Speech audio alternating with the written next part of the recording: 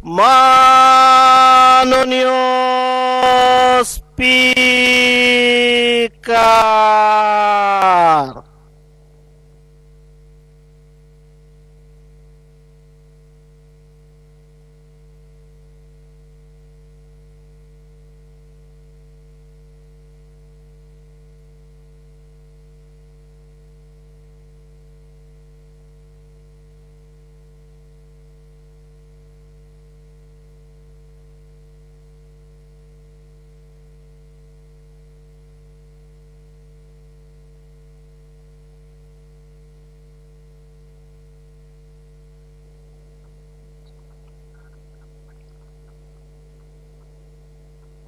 মাননীয় সদস্যবৃন্দ, মহামান্য রাষ্ট্রপতি ভাষণের উপর আলোচনায় অংশগ্রহণ করার জন্য আমি আহ্বান জানাচ্ছি মাননীয় মন্ত্রী আহমদ আজম খান। আপনার সময় 8 মিনিট। মাননীয় স্পিকার, আপনাকে ধন্যবাদ। বিসমিল্লাহির রহমানির রহিম। আজকে এই মহান সংসদে কথা বলছি, আল্লাহ রাব্বুল আলামিনের কাছে অনেক কোটি কোটি শুকরিয়া আদায় করছি। মাননীয় স্পিকার, আপনাকে বিশেষভাবে ধন্যবাদ জানাতে চাই। আপনি স্পিকারের এই মাননীয় দায়িত্ব নেবার আগে আপনি মুক্তিযুদ্ধ মন্ত্রণালয়ের মাননীয় মন্ত্রী ছিলেন, অর্থাৎ আপনি আমার পূর্বসূরি, আমি আপনার উত্তরসূরি। সেজন্যে আমি আপনাকে ধন্যবাদ জানাই। মাননীয় স্পিকার, আপনাকে ধন্যবাদ জানাই। আপনি একজন খেতাবপ্রাপ্ত বীর মুক্তিযোদ্ধা। আপনি স্পিকারের চেয়ার অলংকিত করে এই মহান জাতীয় সংসদকে মহিমান্বিত করেছেন। আপনাকে অনেক অনেক ধন্যবাদ জানাই।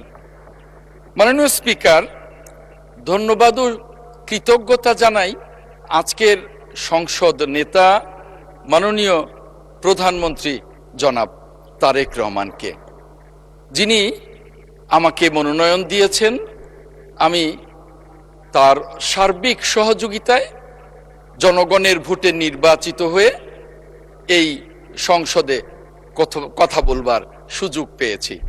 মাননীয় স্পিকার, আজকের সংসদ নেতা জনাব তারেক রহমান, যার দীর্ঘ রাজনৈতিক পথ পরিক্রমায় তিনি নির্যাতিত হয়েছেন।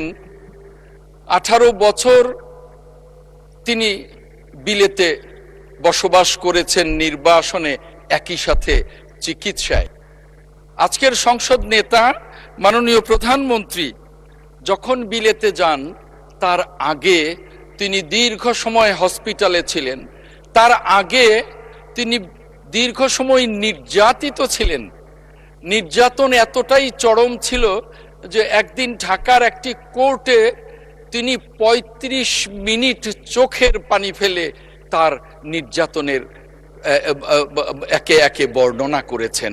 কিন্তু তিনি নিজেকে দেশপ্রেমে বলিয়ান রেখে নিজেকে ঠিক রেখেছিলেন এবং তিনি ঠিক তার বাবার মতো, তার গর্বিত মায়ের মতো তিনি ঠিক ওই ফ্যাসিবাদের কাছে আত্মসমর্পণ না করে বীরের বেশে দেশে ফিরে এসে জনতার ভোটে এই 2/3 মেজরিটি নিয়ে আজকের এই সংসদে সংসদ নেতা নির্বাচিত হয়েছেন, বাংলাদেশের প্রধানমন্ত্রী নির্বাচিত হয়েছেন।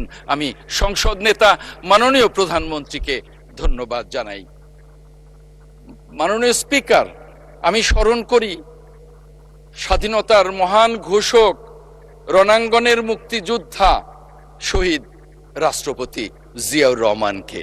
মাননীয় স্পিকার, আমি স্মরণ করি বাংলাদেশের গণতন্ত্রের আজন্ম যোদ্ধা, যিনি বাংলাদেশের মহান অভিভাবক, যিনি গণতন্ত্রের লড়াইয়ে কোনোদিন আপোষ করেননি, যিনি বাংলাদেশকে একটি গণতান্ত্রিক দেশ হিসেবে বিশ্বের কাছে দাঁড় করাবার যে সারা জীবন করেছেন এবং শেষ পর্যন্ত তিনি জয়ী হয়েছেন। আজকের এই মহান সংসদে তিনি থাকলে আজকের সংসদ মহিমান্বিত হতো, আমরা তাকে পাইনি। আজকে তারপরেও তার যিনি সুযোগ্য সন্তান তাকে পেয়েছি, তাই আজকে সেই মাননীয় দেশনেত্রী ম্যাডাম খালেদা জিয়াকে শ্রদ্ধার সাথে স্মরণ করি। মাননীয় স্পিকার, আমি শ্রদ্ধার সাথে স্মরণ করি আমার মরহুম মরহুমা মা বাবাকে। মাননীয় স্পিকার, আমি শ্রদ্ধার সাথে স্মরণ করি মহান মুক্তিযুদ্ধের যারা প্রাণ দিয়েছেন, যারা গণহত্যার শিকার হয়েছেন, মহান মুক্তিযুদ্ধের শহীদদের প্রতি এবং মুক্তিযুদ্ধের সাথে যারা সংশ্লিষ্ট তাদের প্রতি আমি শ্রদ্ধা জ্ঞাপন করি। আমি শ্রদ্ধা জ্ঞাপন করি 90-এর সেই গণ অভ্যুত্থানের সাথে যারা ছিলেন, যারা শাহাদাত বরণ করেছেন এবং যারা নির্যাতিত হয়েছেন তাদের প্রতি আমি শ্রদ্ধার সাথে স্মরণ করি গত 18 বছর গণতন্ত্রের জন্য যারা লড়াই করেছে, হাজার হাজার গুম হয়েছে, খুন হয়েছে, 60 লক্ষ বিএনপির নেতা কর্মী হামলা মামলায় নির্যাতিত হয়েছে, আমি তাদেরকে স্মরণ করি। আমি স্মরণ করি সর্বশেষ এই জুলাই গণ অভ্যুত্থানে বিএনপি সহ অন্যান্য সকল রাজনৈতিক দল, ছাত্র জনতা এবং দেশবাসী যারা জুলাই গণ অভ্যুত্থানে সক্রিয় অংশ নিয়েছেন, যারা সমর্থন দিয়েছেন, আমি তাদেরকে স্মরণ করি। মাননীয় স্পিকার,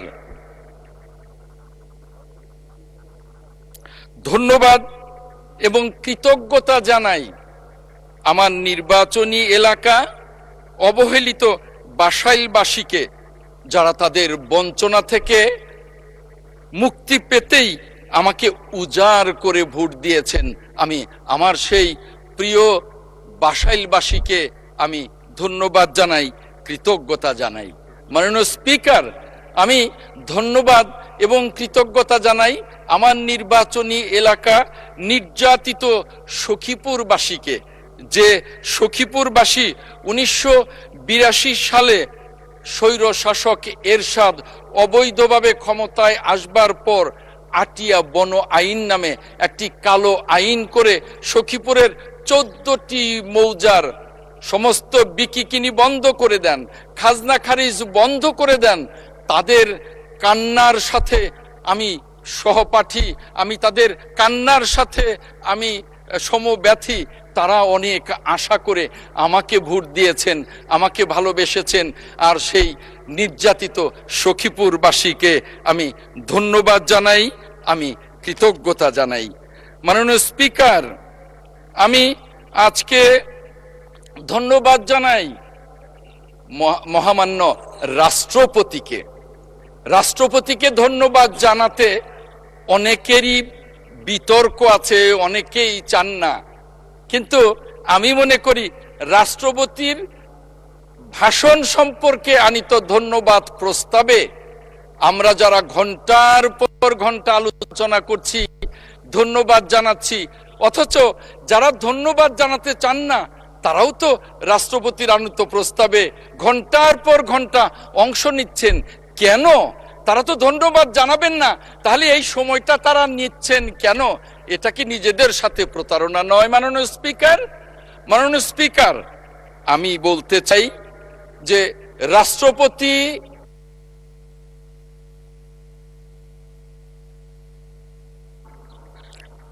সময় অনেক কম, মাননীয় মন্ত্রী 2 মিনিটে শেষ করেন। স্পিকার, আমাকে 5 মিনিট সময় দিলে আমি খুশি হব। মাননীয় স্পিকার, আমি বিরোধী দলীয় নেতাকে ধন্যবাদ জানাতে চাই। তিনি যেদিন জাতীয় মুক্তিযোদ্ধা কাউন্সিলের বিল পাশ হলো, সেদিন ওই বিলে রাজাকার, আলবদর, আলসামস, রাজাকার সমস্ত কিছু লিখে থাকা সত্ত্বেও ওই বিলে তিনি যে বক্তব্য রেখেছেন সেখানে ওই বিল সম্পর্কে কিছু না বলে আমাদের নেতা, বাংলাদেশের মহান মুক্তিযুদ্ধের ঘোষক শহীদ রাষ্ট্রপতি জিয়াউর রহমান এবং আমাদের নেত্রী, গণতন্ত্রের আজন্ম নেত্রী, দেশনেত্রী ম্যাডাম খালেদা জিয়াকে শ্রদ্ধা জানিয়ে বক্তব্য রেখেছেন। আমি মাননীয় বিরোধী দলীয় নেতাকে আমি ধন্যবাদ জানাই। সাথে সাথে আমি বলবো, আজকে নতুন করে এই যে আন্দোলনের আওয়াজ শুনছি, আমরা তো এই সংসদ 18 বছরের আন্দোলনের ফসল, এই সংসদ জুলাই আন্দোলনের ফসল, এই সংসদ বিএনপির 60 লক্ষ নেতা কর্মীর নির্যাতনের ফসল, এই সংসদ বিএনপির হাজার হাজার নেতা কর্মীকে গুম খুন করা হয়েছে সেই আন্দোলনের ফসল। এই সংসদকে আমরা ব্যতিক্রমী সংসদ বলি। এই সংসদের মধ্য দিয়ে আমরা সামনের দিকে এগিয়ে যেতে চাই। আমরা আর বিরোধী দলকে ওই ভাষায় দেখতে চাই না যে জালো জালো, আগুন জালো, গণতন্ত্রের উপরে আগুন জালো। আমরা এটা দেখতে চাই না। আমরা এই সংসদের মধ্য দিয়ে একটি গণতান্ত্রিক সমাজ ব্যবস্থা কায়েম করতে চাই। আজকে বিরোধী দল বলেন যে, একজন নেতা সেদিন বলেছেন যে আমরা গণতান্ত্রিক সমাজ ব্যবস্থার জন্য লড়াই করছি। তাহলে বলবো যে আপনাদের দল জামায়াত ইসলাম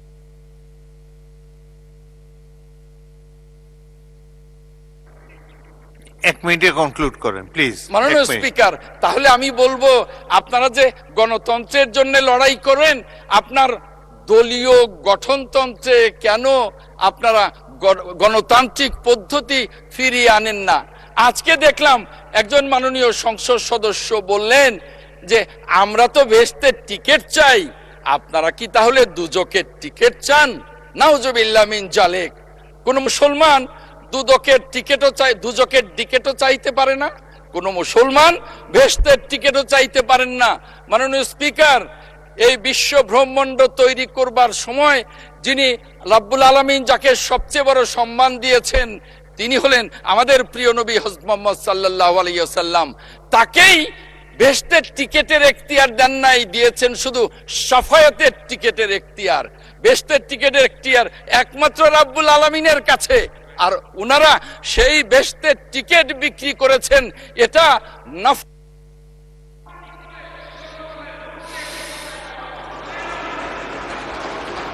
আনম এহসানুল হক মিলন, মাননীয় মন্ত্রী, আপনার সময় 8 মিনিট।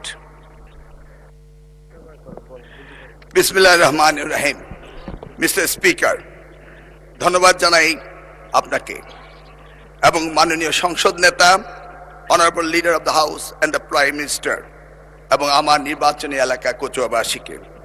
আমি অত্যন্ত গর্বের সাথে স্মরণ করতে চাই, আমার জীবনে সুযোগ হয়েছিল শহীদ প্রেসিডেন্ট রাষ্ট্রপতি জিয়াউর রহমানের সময় তার সান্নিধ্যে ছাত্র রাজনীতি করার, শেখার সৌভাগ্য হয়েছিল বেগম খালেদা জিয়ার গাইডলাইন নিয়ে ওনার সময়ে এই শিক্ষা মন্ত্রণালয়ের প্রতিমন্ত্রী কাজ করার। আমি আজ কৃতজ্ঞ ও সৌভাগ্যবান শহীদ রাষ্ট্রপতি জিয়াউর রহমান ও দেশনেত্রী বেগম খালেদা জিয়ার রক্তের উত্তরসূরি তারেক রহমানের নেতৃত্বে বাংলাদেশে এই ঐতিহাসিক পথ চলার অংশ হতে পেরে। মাননীয় স্পিকার, মিস্টার স্পিকার, আজ আমি লম্বা বক্তৃতা দিতে দাঁড়াইনি, কারণ বাংলাদেশের ইতিহাসে অতীতের যে কোনো সংসদের চেয়ে এই সংসদ একটি ইউনিক এবং একটি এক্সক্লুসিভ। মহান জুলাই অভ্যুত্থানের পটভূমিতে শহীদের রক্তদানের মধ্য দিয়ে 2 শতক পরে জনগণের ভোটের প্রতিনিধিত্ব হয়ে এই সংসদের সৃষ্টি হয়েছিল। It is very highly priced parliament in the country. যে কারণে লম্বা বক্তৃতা নয়, আমরা অনেকেই জানি এই অল্প সময়ের ভিতরে বক্তৃতা আমি দিচ্ছি, তার কারণ আমরা দেখেছি আমেরিকার প্রেসিডেন্ট আব্রাহাম লিঙ্কন তার জীবনের সবচেয়ে সংক্ষিপ্ত বক্তৃতায় একটি এমন উক্তি করেছিলেন যা যুগ যুগ ধরে মানুষের মনে রয়েছে, the government of the people, by the people, for the people. মাননীয় স্পিকার, এই মহান সংসদে আমি দাঁড়িয়ে আজকে আমার শিক্ষা ব্যবস্থার উপরে 2টি কথা বলতে চাই। আমি দেখেছি শহীদ রাষ্ট্রপতি জিয়াউর রহমান মাত্র 16 দিনের জন্য তিনি শিক্ষামন্ত্রীর দায়িত্ব নিয়েছিলেন এবং তিনি এই শিক্ষার ব্যাপক পরিবর্তন এনেছিলেন। তারই পরে 1991 সালে দেশমাতা বেগম খালেদা যখন প্রধানমন্ত্রী হয়েছিলেন সেই সময়ে তিনি ব্যাপক পরিবর্তন করেছিলেন, নারী শিক্ষার বিপ্লব এনেছিলেন, শিক্ষকদের জন্য অবসর ভাতা এবং কল্যাণ ট্রাস্ট হতে শুরু করে সকল সুযোগের ব্যবস্থা করে দিয়েছিলেন। মাননীয় স্পিকার, আজকের এই প্রেক্ষাপটে আজকে আমাদের প্রধানমন্ত্রী তিনি নতুন ঘোষণা দিয়েছেন, one teacher one tab, free wifi, multimedia classroom হতে শুরু করে বিনামূল্যে স্কুলের ড্রেস এবং স্নাতক পর্যন্ত মেয়েদের উপবৃত্তির ব্যবস্থা, শিক্ষা খাতে মৌলিক বৈষম্য নিরসন এবং প্রাথমিক শিক্ষায় mid day meal, learning youth happiness হতে শুরু করে অসংখ্য, আমার এই স্বল্প সময়ের দেওয়া সম্ভব নয় বলে আমি আর বাড়াচ্ছি না। মাননীয় স্পিকার, তিনি মাধ্যমিক স্তরও এই ধরনের অনেক সুযোগ সৃষ্টি করেছেন, এমনকি তিনি টার্সিয়ারি লেভেলের এডুকেশনও অনেক সুযোগ সৃষ্টি করেছেন, যেটা করেছিল 1992 সালে প্রাইভেট ইউনিভার্সিটি অ্যাক্ট করে বেগম খালেদা জিয়া এবং ন্যাশনাল ইউনিভার্সিটি অ্যাক্ট করে এই দেশে বেসরকারি খাতে শিক্ষার ব্যাপক পরিবর্তন এনেছিলেন মাননীয় প্রধানমন্ত্রী। মাননীয় স্পিকার, আমরা জানি 2008 সালে মার্কিন প্রেসিডেন্ট বারাক ওবামা তিনি বলেছিলেন, yes we can do justice and equality, we can have the opportunity and prosperity, we can have heal the nation, yes, we can repair the world. ঠিক যেমনি ভাবে আজকের প্রধানমন্ত্রী 25শে ডিসেম্বর যখন বাংলাদেশের মাটিতে এসেছিলেন তখন তিনি বলেছিলেন, yes, we have a plan, yes, we have a plan. আমরা কিভাবে অর্থনৈতিক দুর্দশা থেকে কাটিয়ে উঠতে পারি, নতুন কর্মসংস্থান তৈরি করতে পারি এবং মানুষের জীবন কিভাবে উন্নত করতে পারি সেই কথাগুলি তিনি বলেছিলেন। তিনি বলেছিলেন, yes we have a plan, আমরা আমাদের ভাঙা বিশ্বাসকে আবারও জোড়া লাগাতে পারি, মানুষের আস্থা ফিরিয়ে আনতে পারি। তিনি বলেছিলেন, yes we have a plan, আমরা এই জাতিকে সুস্থ করতে পারি, ঘৃণা ও বিভাজনের রাজনীতি থেকে ঐক্য এবং ফিরিয়ে আনতে পারি। Yes we have a plan, আমরা শুধু একটি দেশ নয় পুরো পৃথিবীর জন্য পরিবর্তন আনতে পারি। Yes we have a plan, তার জন্য পুরনো বস্ত্রপতা রাজনীতি থেকে বেরিয়ে আসতে হবে, ক্ষমতায় থেকে টেনে ফেলার রাজনীতি বাদ দিতে হবে, সমৃদ্ধ বাংলাদেশের পথে ঐক্যবদ্ধভাবে এগিয়ে নিতে হবে। মিস্টার স্পিকার, আমি সংক্ষেপে একটা কথা বলতে চাই। আজকের দিনে কিছু কিছু পাপের কথা উঠলেই কোথাও কোথাও বিশেষ প্রতিক্রিয়া দেখা দেয়। আমরা দেখেছি কারো কারো শরীরে জ্বালা ধরে, কিন্তু কেউ কেউ শুনতে না চাইলো। আমরা কি পাপের কথা ভুলে যাব? চাইলে কি সব ভুলে যায়? মিস্টার স্পিকার, আমরা সবাই জানি কিছু পাপ আছে যার কোনো ক্ষমা হয় না, যদিও না ক্ষতিগ্রস্তরা সেই ক্ষমা না করে দেন যেটা আমাদের পবিত্র কোরআন শরীফে রয়েছে। আমরা বাস্তবতায় অনেক সময় অনেক কিছু মেনে নেই, উপেক্ষা করি, হজম করি এবং কম্প্রোমাইজ করি, কিন্তু তাই বলে পাপ কি কখনো মুছে যায়? উত্তর একটাই, পাপ কখনো মুছে যায় না। সত্যটা হলো এই জাতির ইতিহাসে সবচেয়ে বড় পাপের ঘটনাটি ঘটেছিল 1971 সালে। 54 বছর পরও জাতি তা ভুলে যায়নি। তার প্রমাণ 2026 সালের 12 ফেব্রুয়ারি আজকের এই মহান সংসদে আমরা এসেছি। সুতরাং এই পাপের কথা আমরা ভুলে যাব না, বরং প্রজন্ম থেকে প্রজন্ম আমরা এই পাপের কথা বলেই যাব। মাননীয় স্পিকার, মিস্টার স্পিকার, পরিষদে আমি যা বলে শেষ করব তা সারা দেশের আমার অতি আদরের সোনামণিদের জন্য বলবো, তাদের উদ্দেশ্যে বলবো, এই তোমরা কেমন আছো? লেখাপড়া করছো তো? লেখাপড়া করতেই হবে, নকল, প্রস্তফা, জালিয়াতি কোনো কিছুই আর চলবে না। মিস্টার স্পিকার, আপনাকে ধন্যবাদ, আমি সময়ের মধ্যে শেষ করতে পেরেছি। আল্লাহ হাফেজ। ধন্যবাদ মাননীয় মন্ত্রী। পরবর্তী বক্তা মাননীয় মন্ত্রী জনাব জহিরুদ্দিন স্বপন। আপনার সময় 8 মিনিট। ধন্যবাদ মাননীয় স্পিকার। আমি চেষ্টা করব নির্ধারিত সময়েই আমার আলোচনা শেষ করতে, এবং আলোচনা আপনি যেভাবে নির্ধারণ করে দিয়েছেন তাতে আমি যেভাবে প্রস্তুতি নিয়েছিলাম মাননীয় চিফ হুইপের পরামর্শ অনুযায়ী আমার সেই বক্তৃতার যত জামা কাপড় ছিল সব জামা কাপড় বক্তৃতার খুলে ফেলেছি। এখন বক্তৃতা যা দাঁড়াবে তা সম্ভবত আপনাদের সকলের জন্যই একটু বিরক্তিকর হয়ে যেতে পারে। প্রথমে আমি আপনাকে ধন্যবাদ জানাই যে মহান এই জাতীয় সংসদে আপনার মতো একজন বীর মুক্তিযোদ্ধা রণাঙ্গনের অভিজ্ঞতা নিয়ে আপনি বসে আছেন স্পিকারের চেয়ারে। দেশের আইন বিভাগের মতো একটা স্তম্ভের প্রধান অভিভাবক আপনি। আপনার পিছনে শোভা পাচ্ছে জাতীয় প্রতীক শাপলা, তার ঊর্ধ্বে আছে সর্বশক্তিমানের বাণী। আপনার এই ছবি যদি আমরা ভালোভাবে বিশ্লেষণ করি, ব্যাখ্যা করি, তাহলে আজকের জাতীয় সংসদের একটা চেহারা, একটা চিত্র এবং এর রাজনৈতিক নিগূঢ়তাকে আমরা খুঁজে পাব। আপনি যখন এখানে বসে আছেন তখনই সংসদ নেতার আসনে বসে আছেন একজন বীর উত্তমের সন্তান, বসে আছেন দেশনেত্রীর সন্তান, বসে আছেন বিগত 17 বছরের ফ্যাসিবাদ বিরোধী আন্দোলনে যিনি 7 সাগর 13 নদীর পারে বসে নেতৃত্ব দিয়ে আজকে জনগণের ভোট নিয়ে এখানে সংসদ নেতার দায়িত্ব নিয়েছেন। সাথে নিয়ে আসছেন আমাদের মতো সহকর্মীদেরকে।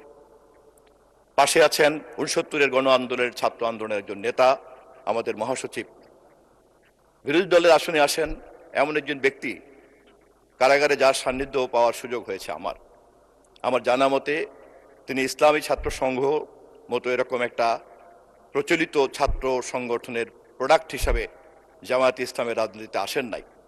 তিনি তার নিজস্ব চিন্তা থেকেই জামায়াতে ইসলামীকে দেখেন এবং নেতৃত্ব দেন।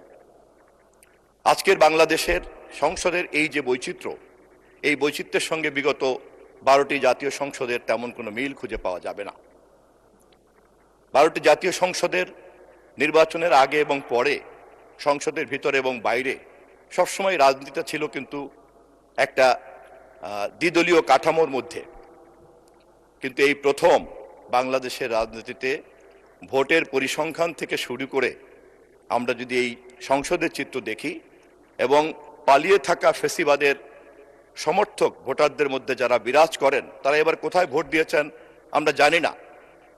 তবে জামায়াতে ইসলামী বাংলাদেশ সহ তার 11 দলীয় জোটের এবারের নির্বাচনের যে জাদুকরী সংখ্যা তা দেখে এটা একটা গবেষণার দাবি রাখে। কেননা জামায়াতে ইসলামী বাংলাদেশ স্বতন্ত্রভাবে যতবার নির্বাচন করেছেন ততবারই 5% মধ্যেই কিন্তু তার ভোট সীমাবদ্ধ ছিল। এবারের নির্বাচনেই তার ভোটের পরিসংখ্যানটা পরিবর্তন হয়েছে, যে মুহূর্তে বাংলাদেশ আওয়ামী লীগের সমর্থকরা ভোটাররা বাংলাদেশের নির্বাচন করতে পারে নাই, ভোট দিতে আসে নাই। আমরা আজকে এই সংসদে যখন প্রবেশ করেছি তখন এমন একটা বাংলাদেশকে নিয়ে প্রবেশ করেছি যেখানে প্রায় 30 লক্ষ কোটি টাকার ঋণ এই দেশের ঘাড়ে চেপে আছে। আমাদের মাননীয় অর্থমন্ত্রী ইতিমধ্যে এই বিষয়ে কাজ করছেন মাননীয় প্রধানমন্ত্রীর নির্দেশে। আমাদের বিদ্যুৎ মন্ত্রী দায়িত্ব নেওয়ার পরেই মধ্যপ্রাচ্যের যুদ্ধের সংকট মোকাবেলা করছেন এবং হরমুজ প্রণালী দিয়ে যে সমস্ত দেশে জ্বালানি রপ্তানি করে বা আমদানি করে সেই সমস্ত দেশ সকলেই এই সংকটের মধ্যে পড়েছে এবং সবাই হাবুডুবু খাচ্ছে এই সংকট সমাধান করার জন্য।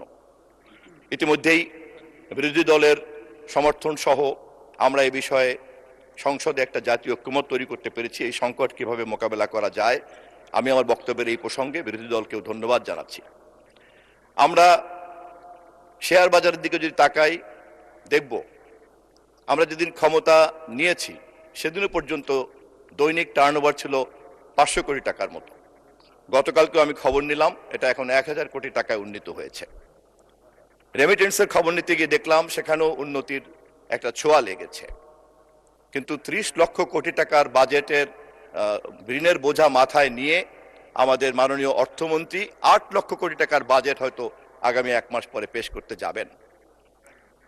আইন শৃঙ্খলা সম্পর্কে আমাদের মাননীয় স্বরাষ্ট্রমন্ত্রী গত কয়েকদিন আগে একটা চিত্র দিয়েছেন। সেই চিত্রে দেখা যাচ্ছে যে খুব শ্রথ গতিতে আইন শৃঙ্খলা পরিস্থিতির একটা উন্নতি ঘটতে যাচ্ছে। সামগ্রিকভাবে এই জাতীয় সংসদ এবং এই সরকার এমন একটা উত্তরাধিকার সূত্রে আমরা সংকটকে পেয়েছি যে সে কারণে আমাদের সকলেরই কিন্তু জাতির কাছে প্রতিশ্রুতিটা বারবার স্মরণ করা উচিত। এবং বিশেষ করে 11 দলীয় জোটকে আমি এ বিষয়ে বিনীতভাবে অনুরোধ করব, আপনারা যেমন করে ঐক্যবদ্ধ এই কমিটিতে অংশগ্রহণ করেছেন, যেমন করে মাননীয় তরুণ সদস্য ফ্যামিলি কার্ডের ব্যাপারে তার ব্যাখ্যা চেয়ে সহযোগিতা করার কথা বলেছেন, ঠিক তেমনি করে অন্যান্য আচরণগুলিতেও আপনারা গঠনমূলক থাকার চেষ্টা করবেন। আমরা জানি যে কোনো আচার আচরণ তার উৎস থাকে রাজনৈতিক দলের তার ইতিহাসে, তার ঐতিহ্যের মধ্যেই। একথা খুব কঠিন। যদি পরাজিত আওয়ামী লীগ আবার এই সংসদে কোনদিন ফিরে আসে, সে যদি দাবি করে যে 24শে জুলাইয়ের গণহত্যার কথা যাবে না, তার গা থেকে তার হাত থেকে কিন্তু রক্তের দাগ মোছা যাবে না।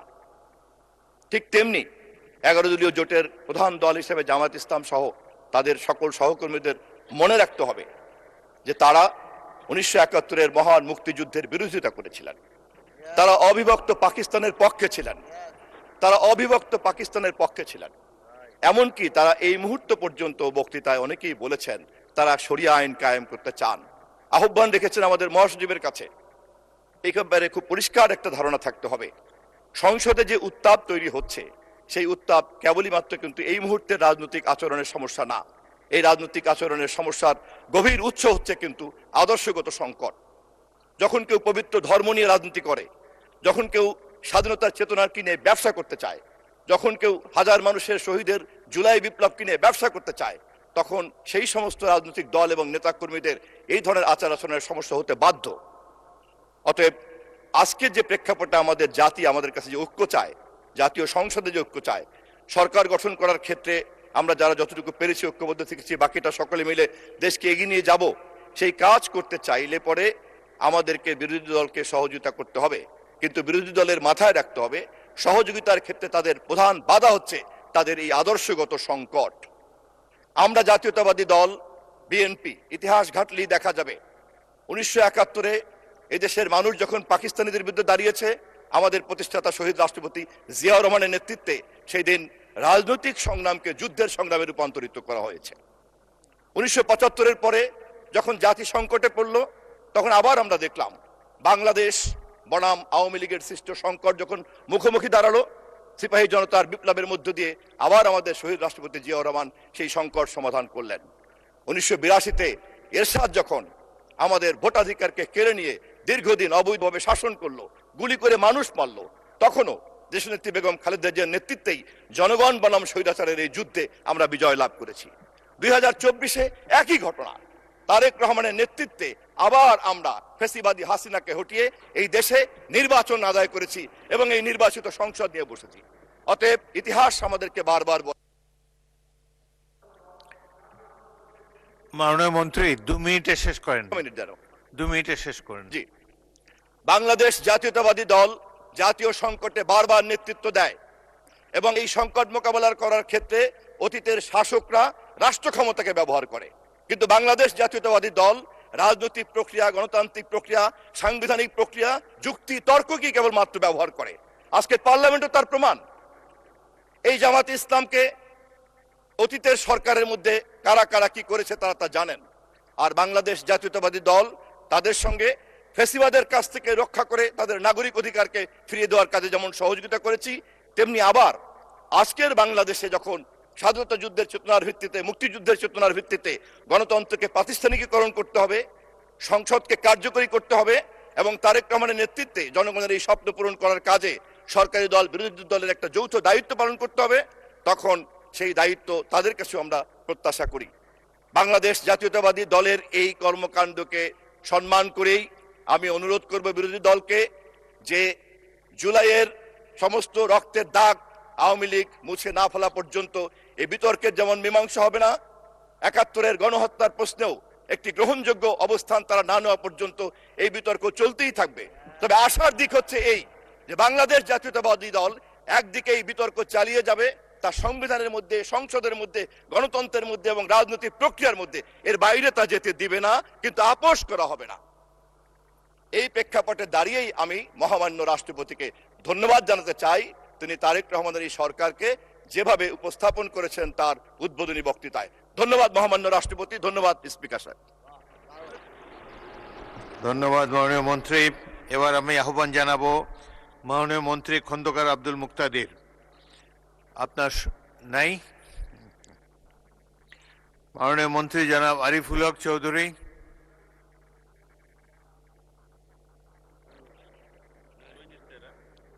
মাননীয় মন্ত্রী জনাব মিজানুর রহমান মিনু, আপনার সময় 6 মিনিট।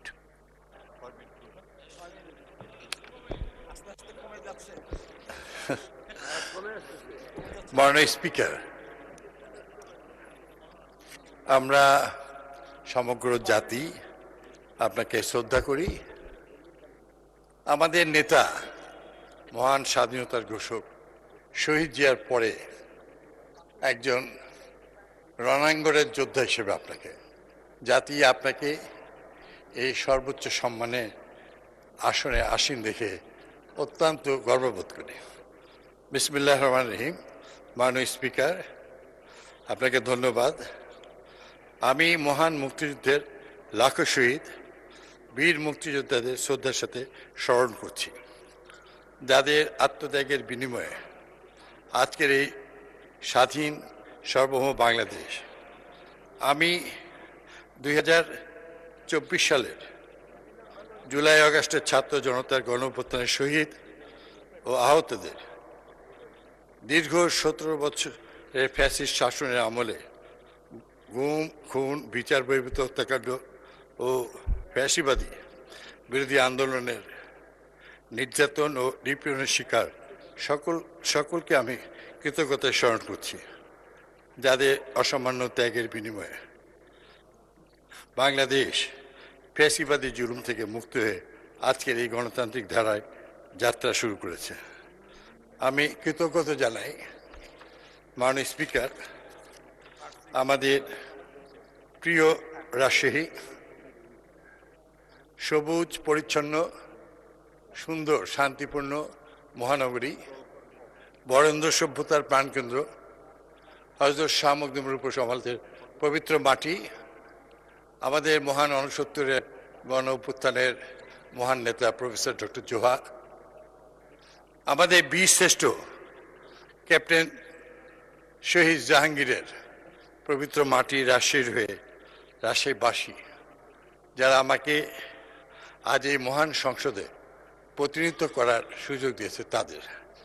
রাজশাহী শুধু বাংলাদেশ নয়, এই উপমহাদেশের শিক্ষা, সংস্কৃতি, সাহিত্য এবং সব কিছুতে রাজশাহী সর্বোচ্চ। রাজশাহীর সন্তানেরা সারা বিশ্বে আজকে তাদের সুমহান উচ্চ আসনে অধিষ্ঠিত। আমি গর্ববোধ করি সেই রাজশাহী এবং আপনাদের এই সন্তান হিসেবে। মাননীয় স্পিকার, মহান আমাদের প্রিয় স্বাধীনতার ঘোষক শহীদ জিয়াউর রহমান, আপনার মনে আছে বাংলাদেশের আকাশ বাতাস যেদিন, বাংলাদেশের বাতাসে যেদিন বিষাক্ত বারুদের ধোঁয়া আচ্ছন্ন ছিল, জাতি দিশারা ছিল, সেই দিন আমাদের সামনে একটি ভাষণ ভেসে এসেছিল। আমি মেজর জিয়া বলছি, বাংলা মায়ের সন্তানেরা হাতিয়ার তুলে নাও, পাকিস্তানি হানাদার বাহিনীর বিরুদ্ধে লড়াই করো, বাংলাদেশের স্বাধীনতা অর্জন করো। সেই আহ্বানে বাংলাদেশের স্বাধীনতা সংগ্রামকে ত্বরান্বিত করেছিল। আমরা সেই কিশোর যৌবন বয়সে সেই মহান স্বাধীনতা যুদ্ধে অংশগ্রহণ করেছিলাম। আমি সেই মহান নেতা শহীদ জিয়াকে মর্মর পাথরে বাঁধা কোনো শ্বেত পাথরে পাওয়া যাবে না। শহীদ জিয়াকে পাওয়া যাবে বাংলাদেশের সেই গ্রামীণ অঞ্চল, সেই কৃষকের ফসলে ভরা সেই শীতের শেষে ধানের শীষের মাঝে। শহীদ জিয়া আছে আমাদের হৃদয়ে, শহীদ জিয়া আছে বাংলাদেশের মানুষের চোখের মণিকোঠায়। আমি তার আত্মার মাগফিরাত কামনা করছি। মাননীয় স্পিকার, বাংলাদেশ আমাদের মায়ের মুহূর্ত প্রতীকী হচ্ছে দেশ নেত্রী বেগম খালেদা জিয়া, মরহুম আমাদের নেত্রী। আজ তিনি আমাদের মাঝে নাই, কিন্তু এই বাংলাদেশকেই তিনি আমাদেরকে সর্বোচ্চ মহান সম্মান বয়ে আনার সুযোগ করে দিয়েছেন। আমাদের মতো আজ এই সংসদের যে সংসদ সদস্যদের দেখছেন, সারা দেশের আরো অনেক নেতা, সবই শহীদ জিয়ার আদর্শে দেশ নেত্রী বেগম খালেদা জিয়ার নেতৃত্বে গঠিত। সেই বেগম খালেদা জিয়াকে পাওয়া যাবে তার সে সকল স্মৃতিতেই। অন্ধকার আকাশে অনেক নক্ষত্র তারা দেখা যায়, কোনো কোনো তারা আসে চলে যায়, কিন্তু আমাদের মা দেশ নেত্রী বেগম খালেদা জিয়া বাংলাদেশের নেতৃত্ব দিয়ে সেই নক্ষত্র, যে নক্ষত্র কখনো মিশে যায় না, আলো দেয়, সেই আলো দিয়েই দেশ নেত্রী বেগম খালেদা জিয়া বাংলাদেশের নারী সমাজকে তিনি আলোর পথ দেখিয়েছেন। বাংলাদেশে তিনি আপসহীন নেত্রী। তিনি তার জীবন দিয়ে বাংলাদেশকে পৃথিবীর মানচিত্রে সুপ্রতিষ্ঠিত করেছেন। আজ দেশনেত্রী বেগম খালেদা জিয়া সারা বিশ্বের নিপীড়িত জনসাধারণের নেত্রী, সারা বিশ্বের নেত্রী, আমাদের গর্ব এবং অহংকার। মাননীয় স্পিকার, দয়া করে একটু সময় বাড়াই দিন। আমাদের প্রিয় নেতা, আমাদের শহীদ জিয়া বেগম খালেদা জিয়ার প্রতিচ্ছায়া, তিনি সেই নেতা। মাননীয় মন্ত্রী 2 মিনিটে কনক্লুড করেন। শিওর।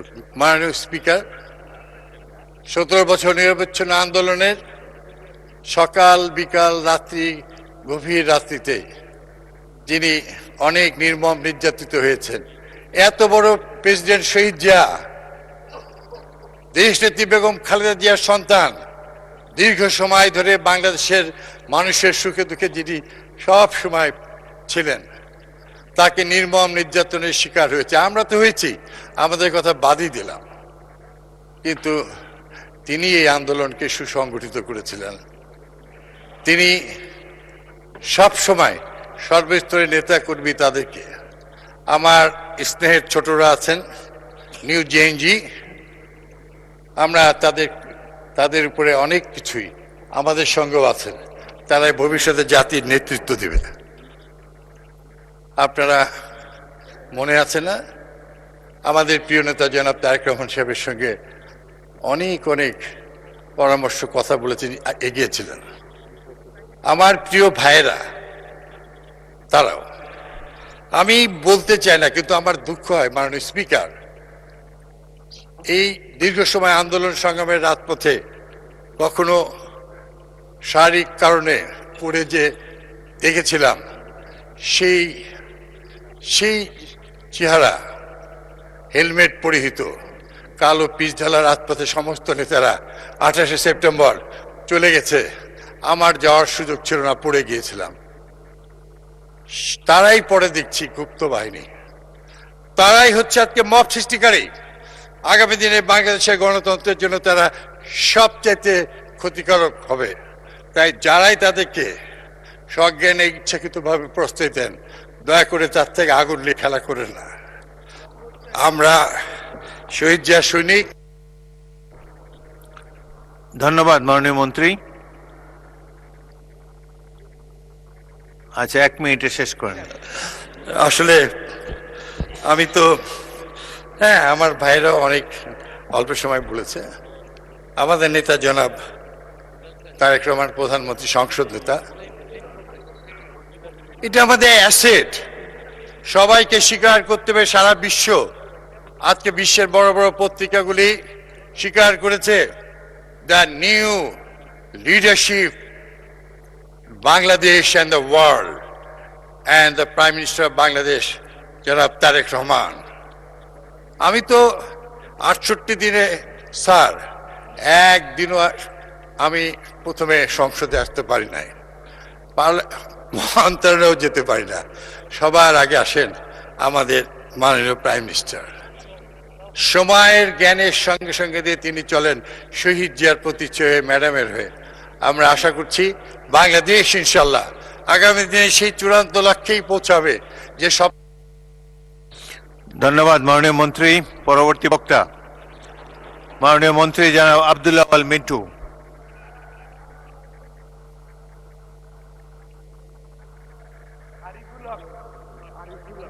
মাননীয় মন্ত্রী জনাব আরিফুল হক চৌধুরী, আপনার সময় 8 মিনিট। ধন্যবাদ। সর্বপ্রথম মহান রাব্বুল আলামিনের দরবারে শুকরিয়া আদায় করছি, যিনি আমাকে এই মহান সংসদে কথা বলার সুযোগ দান করেছেন। একই সঙ্গে আপনাকে আন্তরিক ধন্যবাদ জানাই আমাকে বক্তব্য রাখার সুযোগ দেওয়ার জন্য। মাননীয় স্পিকার, আমি গভীর কৃতজ্ঞতার সঙ্গে স্মরণ করছি আমার নির্বাচনী এলাকা 4 আসনের কোম্পানিগঞ্জ, গোয়াইনঘাট, জয়ন্তা এর জনগণকে, যারা গত নির্বাচনে সর্বাধিক প্রায় 1,17,000 ভোটের ব্যবধানে আমাকে বিজয়ী করে এই সংসদে পাঠিয়েছেন। তাদের ভালোবাসা, আস্থা ও সমর্থনের প্রতিদান দেওয়া আমার রাজনৈতিক ও নৈতিক দায়িত্ব। আমি তাদের প্রত্যাশা পূরণে সর্বশক্তি নিয়োগ করব ইনশাআল্লাহ। একই সঙ্গে আমাকে মন্ত্রিসভার সদস্য হিসাবে দায়িত্ব দিয়ে দেশের সেবা করার সুযোগ করে দেওয়ায় মাননীয় প্রধানমন্ত্রী জনাব তারেক রহমানের প্রতি আমি আন্তরিক কৃতজ্ঞতা ও ধন্যবাদ জানাচ্ছি। তার নেতৃত্বে জনগণের প্রত্যাশা বাংলাদেশ গড়ার যে অঙ্গীকার, তার একজন ক্ষুদ্র কর্মী হিসাবে আমি নিজেকে সৌভাগ্যবান মনে করি। মাননীয় স্পিকার, দেশ আজ এক নতুন প্রত্যাশার পথে এগিয়ে চলছে। দীর্ঘদিনের স্থবিরতা, হতাশ ও বৈষম্যের অবসান ঘটিয়ে জনগণের জীবনযাত্রায় ইতিবাচক পরিবর্তন আনার জন্য বর্তমান সরকার স্বল্প সময়ের মধ্যেই নানা রকম পদক্ষেপ নিয়েছে। এই বাস্তব প্রতিফলন আমরা দেখেছি সদ্য সমাপ্ত পবিত্র ঈদ উল ফিতর প্রাক্কালে মাননীয় প্রধানমন্ত্রী তারেক রহমানের নেতৃত্বে সরকারের সময় উপযোগী উদ্যোগ, তদারকি এবং শ্রমিক বান্ধব নীতির ফলে দেশের বিভিন্ন শিল্প কারখানা, বিশেষ করে তৈরি পোশাক খাতের শ্রমিক ভাই বোনরা যথাসময়ে বেতন, বোনাস ও প্রাপ্য সুবিধা নিয়ে স্বস্তিতে বাড়িতে ফিরেছেন। মাননীয় স্পিকার, আমার দাবি, জাতীয় স্বার্থ অক্ষুণ্ণ রেখে এই এলাকায়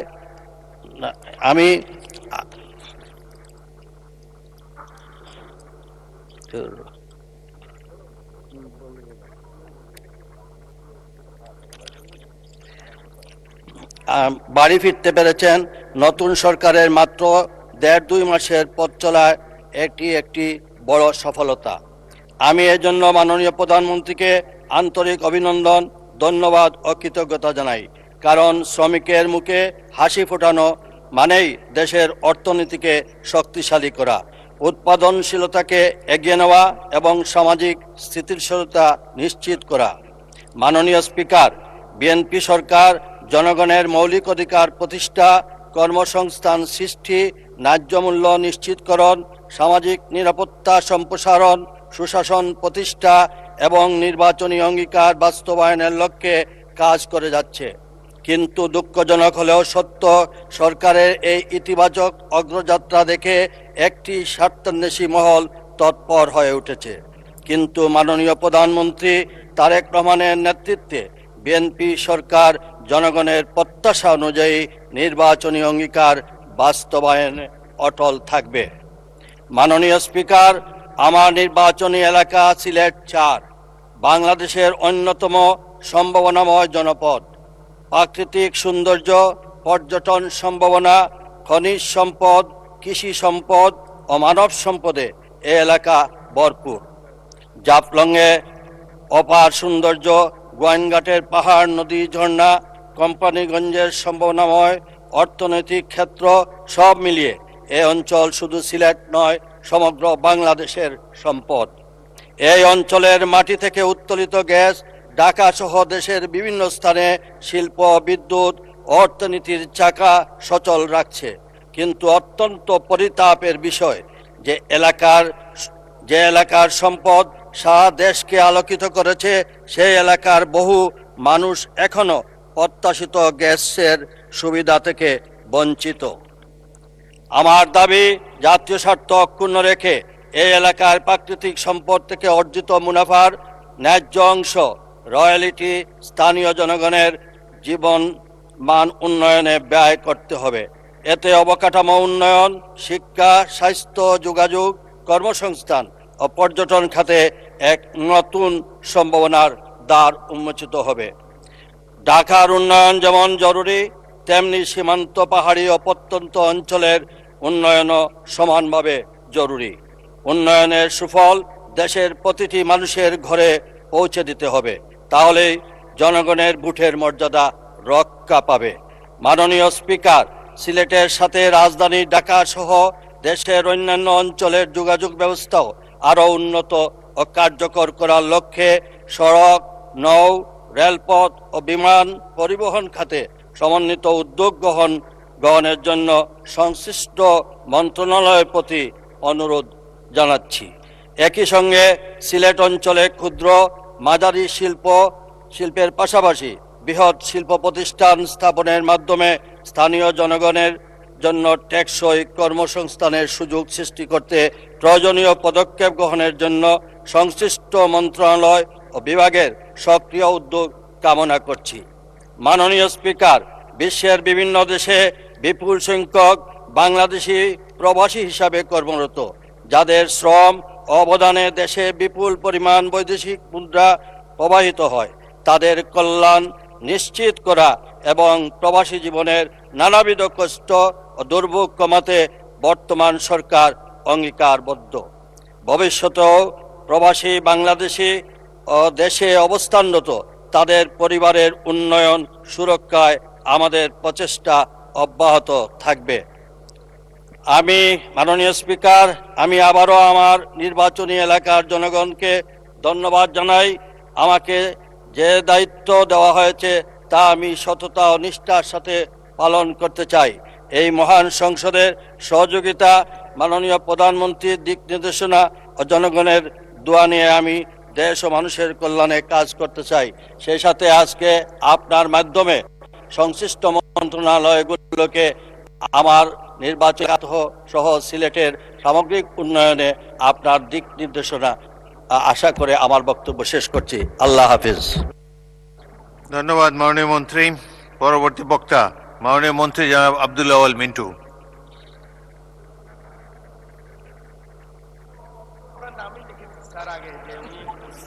মাননীয় মন্ত্রী, আপনি অসুস্থ? আপনাকে ধন্যবাদ মাননীয় স্পিকার, আমি একটু অসুস্থ। আচ্ছা।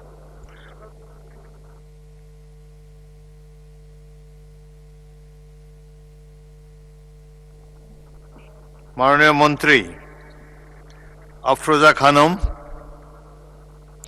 আপনার সময় 7 মিনিট।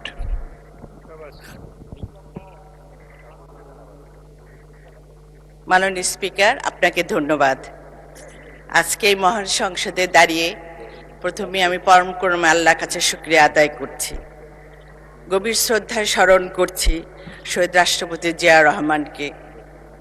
স্বাধীনতা শব্দটিকে যিনি প্রাতিষ্ঠানিক রূপ দিয়েছেন বাংলাদেশ, সেই বাংলাদেশের মহান সংসদে দাঁড়িয়ে কথা বলার জন্য আমি নিজে তার ঋণ স্বীকার করছি। বিনম্র শ্রদ্ধার সাথে স্মরণ করছে দেশনেত্রী বেগম খালেদা জিয়াকে, যিনি বাংলাদেশের প্রতিটা সংগ্রামে, বাংলাদেশের প্রতিটা সংকটে দেশের পাশে এসে দাঁড়িয়েছে, জনগণের পাশে এসে দাঁড়িয়েছেন, হয়ে উঠেছেন অপ্রতিরোধ্য, হয়ে উঠেছেন গণতান্ত্রিক বাংলাদেশের প্রতীক। ৭১-এর মহান মুক্তিযুদ্ধ থেকে শুরু করে ২৪-এর গণ অভ্যুত্থান পর্যন্ত সকল গণতান্ত্রিক আন্দোলনের বীরদের শ্রদ্ধা ভরে স্মরণ করছি। মাননীয় সংসদ নেতা, মাননীয় প্রধানমন্ত্রী জনাব তারেক রহমানের প্রতি আমি সম্মান ও কৃতজ্ঞতা প্রকাশ করছি। তার আস্থা ও নেতৃত্বে আমি সিভিল এভিয়েশন অ্যান্ড ট্যুরিজম মিনিস্ট্রির দায়িত্ব পালনের সুযোগ পেয়েছি। তার দূরদর্শী নেতৃত্ব আমাদের সাহস যোগায়, আমাদের উন্নয়নের পথ দেখায়। সেই সাথে সর্বোপরি আমি কৃতজ্ঞতা প্রকাশ করছি আমার মানিকগঞ্জের সর্বস্তরের নেতাকর্মী এবং মানিকগঞ্জের সাধারণ জনগণ, যাদের ভালোবাসায় এবং আন্তরিকতায় সিক্ত হয়ে আমি আজকে আপনাদের সবার সামনে কথা বলার সুযোগ পাচ্ছি। মাননীয় স্পিকার, আপনাকে আমার পক্ষ থেকে এবং মানিকগঞ্জবাসীর পক্ষ থেকে ধন্যবাদ জানাই। আমি সম্মানিত বোধ করছি আপনার মতন বীর মুক্তিযোদ্ধার সামনে কথা বলতে পেরে। আজকের এই দিনে আমার প্রাণপ্রিয় বাবা মরহুম হারুন রশিদ খান মুন্নুর কথা গভীরভাবে অনুভব করছি। আমার বাবা আর আপনারা সহকর্মী ছিলেন, আপনাদের সে সম্পর্কের প্রতি আমি গভীর শ্রদ্ধা জানাই। আমি আমার বাবার পথ ও মত অনুসরণ করে কাজ করে যাওয়ার চেষ্টা করছি। মাননীয় স্পিকার, যখন এই জুলাই বিপ্লবকে ৭১-এর মহান মুক্তিযুদ্ধের সাথে কম্পেয়ার করা হয়, তখন এই মহান মুক্তিযুদ্ধ ছোট হয়ে যায়, বাংলাদেশ খাটো হয়ে যায়, আমরা লজ্জিত হই। মুক্তিযুদ্ধ কোনো পলিটিক্যাল মেটাফর্ম না, এটা আমাদের অস্তিত্ব। আর জুলাই বিপ্লব বাংলাদেশের বিপ্লব, বাংলাদেশের গণ অভ্যুত্থান। এই বিপ্লবের গ্রাম তৈরি করেছে বাংলাদেশের জনগণ। সাথে ছিল বিএনপি, পাশে ছিল বিএনপি। এই বিপ্লবের পটভূমি তৈরি হতে ১৭ বছর লেগেছে। এটি ১ মাসের বিপ্লব নয়। আর এই বিপ্লবের পটভূমিতে ছিলেন আমাদের দেশনেত্রী বেগম খালেদা জিয়া, যিনি কারাবরণ করেছেন, যিনি সন্তানহারা হয়েছেন, যিনি তার বড় সন্তানকে জনাব তারেক রহমানকে দেশ ও দেশের মানুষের জন্য উৎসর্গ করেছেন, যার নেতৃত্বে আজকে আমরা নতুন বাংলাদেশ পেয়েছি। এবং সেই বাংলাদেশ হলো আজকের এই বর্তমান গণতান্ত্রিক সরকার। বিএনপির কর্মীরা জেল জুলম হামলা মামলার শিকার হয়েছে, তারা দেশের জন্য আত্মত্যাগ করেছে। এই আমরা এখানে যারা মাননীয় সংসদ সদস্য যারা উপস্থিত আছি, তারা সবাই জেল জুলুমের শিকার হয়েছে, এটা সবাইকে মেনে নিতে হবে। আর ফ্যাসিস্ট সরকার সরানো এত ১ মাসে ফ্যাসিস্ট সরকারের পতন হয় না, হতে পারে না। আমার যারা এখানে বিরোধী ভাইরা আছেন তাদের বলবো, সত্যের সাথে থাকুন, সত্যকে স্বীকার করুন। কথায় কথায় তাচ্ছিল্যভাবে কথা বলাটা ঠিক নয়, এটা ওভার কনফিডেন্স। আমরা শহীদ জিয়া রহমান, দেশনেত্রী বেগম খালেদা জিয়া, জনাব তারেক রহমানের কর্মী। We are not over confident, but we are confident. আমরা দেশকে এবং দেশের মানুষকে সেবা দিতে এসেছি। আমরা রাতারাতি এই মহান সংসদে আসি নাই। আমাদের দৃশ্যমান পরিচয় ছিল, আছে এবং থাকবে। আমরা কখনো পরিচয় লুকাই নাই। বীরের পরিচয় থাকে, কাপুরুষের পরিচয় থাকে না। তারা বর্ণচোরা, তারা গুপ্ত। আর আজকে এখানে একটা কথা উঠেছে, তারা আমার বিরোধী ভাইরা বলেছেন যে বেহেশতের কথা। আসলে এটা পরম করুণা আল্লাহ জানেন তার কার আমল নামা কাকে কোথায় নিয়ে যাবে। কিন্তু আমরা বেচা কেনার মধ্যে ছিলাম না। আমরা কি বেঁচে, আমরা আমাদের দেশপ্রেম, আমাদের ঠিকানা ছিল দেশপ্রেম। সেই দেশপ্রেমটা আমরা মানুষের মাঝে নিয়ে গেছি, জনগণের ভালোবাসাটা সবার মাঝে ছড়িয়ে দিয়েছি, যেই জন্য আজকে আমরা আমাদের মাননীয় প্রধানমন্ত্রীর নেতৃত্বে আজকে আমরা এই সংসদে বসার সুযোগ পেয়েছি। মাননীয় স্পিকার, গণতন্ত্রহীন ভোট বিপ্লব বিপন্ন বাংলাদেশের আশার প্রতিফলন আজকের এই সরকার। গণ অভ্যুত্থান স্পষ্ট করেছে এই রাষ্ট্রের প্রকৃত মালিক এই দেশের জনগণ। এই কারণেই জুলাই সনদের প্রত্যেকটি দফা অক্ষরে অক্ষরে বাস্তবায়নে আমরা বদ্ধপরিকর। মাননীয় স্পিকার, এই কথাটা আমার নয়, এই কথাটা জনাব তারেক রহমানের, ২০ কোটি মানুষের প্রধানমন্ত্রীর, যার বাবা স্বাধীনতার ঘোষক, যার মা গণতান্ত্রিক বাংলাদেশের প্রতি তার কথায় আস্থা রাখা মানে সত্য, ন্যায় ও সুন্দরের চর্চা করা। এই সরকারের বয়স মাত্র ২ মাস, কিন্তু এই ২ মাসে আপনারা সবাই দেখেছেন মাননীয় প্রধানমন্ত্রীর কর্মযজ্ঞ দেখেছেন, যিনি প্রতিটা মুহূর্ত দেশের মানুষের জন্য কাজ করে যাচ্ছেন, মানুষের জীবনমান উন্নয়নের জন্য কাজ করে যাচ্ছেন। কিন্তু আমার একটাই দুঃখ, আমাদের বিরোধী ভাইদের পক্ষ থেকে আমি আমার মাননীয় প্রধানমন্ত্রীর প্রতি কোনো কৃতজ্ঞতা বা ধন্যবাদ পর্যন্ত এখন পর্যন্ত। মাননীয়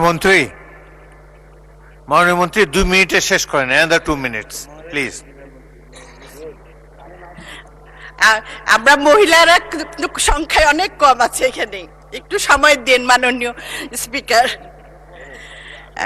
মাননীয় স্পিকার, বিরোধিতা অবশ্যই হবে, সংসদের বিরোধিতা হবে, কিন্তু সেটা সৌন্দর্যের মধ্যে থাকতে হবে অবশ্যই। এই জুলাই সনদ নিয়ে অতিরিক্ত বিতর্ক চলছে। এটা মনে হচ্ছে বিরোধিতার জন্যই বিরোধিতা করা হচ্ছে, এতে সংসদীয় সৌন্দর্য নষ্ট হচ্ছে। আমরা যারা এখানে আছি, আমরা আমাদের জনগণের প্রতি অনেক প্রত্যাশা, আমাদের প্রতি অনেক প্রত্যাশা আছে। আমরা জনগণের প্রতি যে কমিটমেন্ট করেছি, সেই কমিটমেন্ট আমাদের সবাইকে ফুলফিল করতে হবে।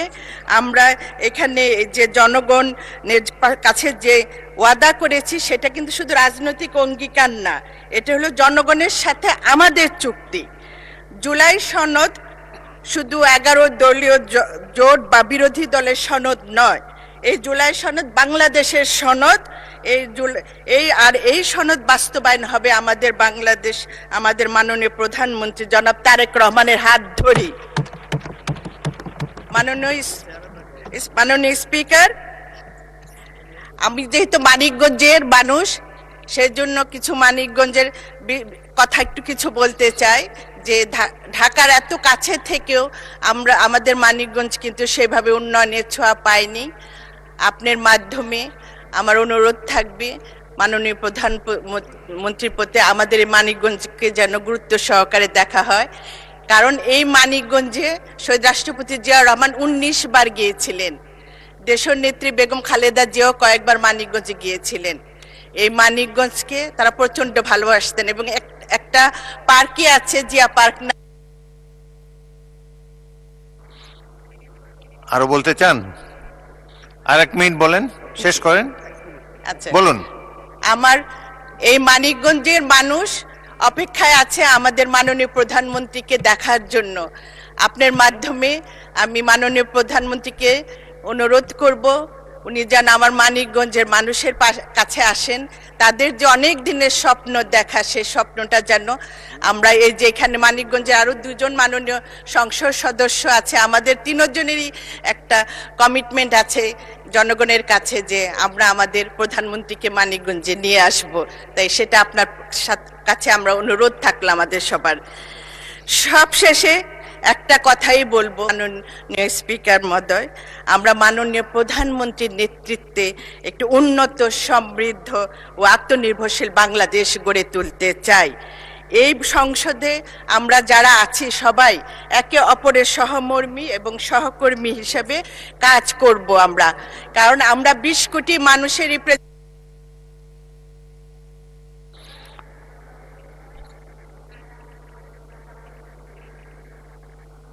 ধন্যবাদ মাননীয় মন্ত্রী, ধন্যবাদ। এখন বক্তব্য রাখার জন্য আহ্বান জানাবো জনাব মোহাম্মদ রফিকুল ইসলাম খান, সিরাজগঞ্জ 4। আপনার সময় 15 মিনিট। এই 15 মিনিটই শেষ করবেন দয়া করে।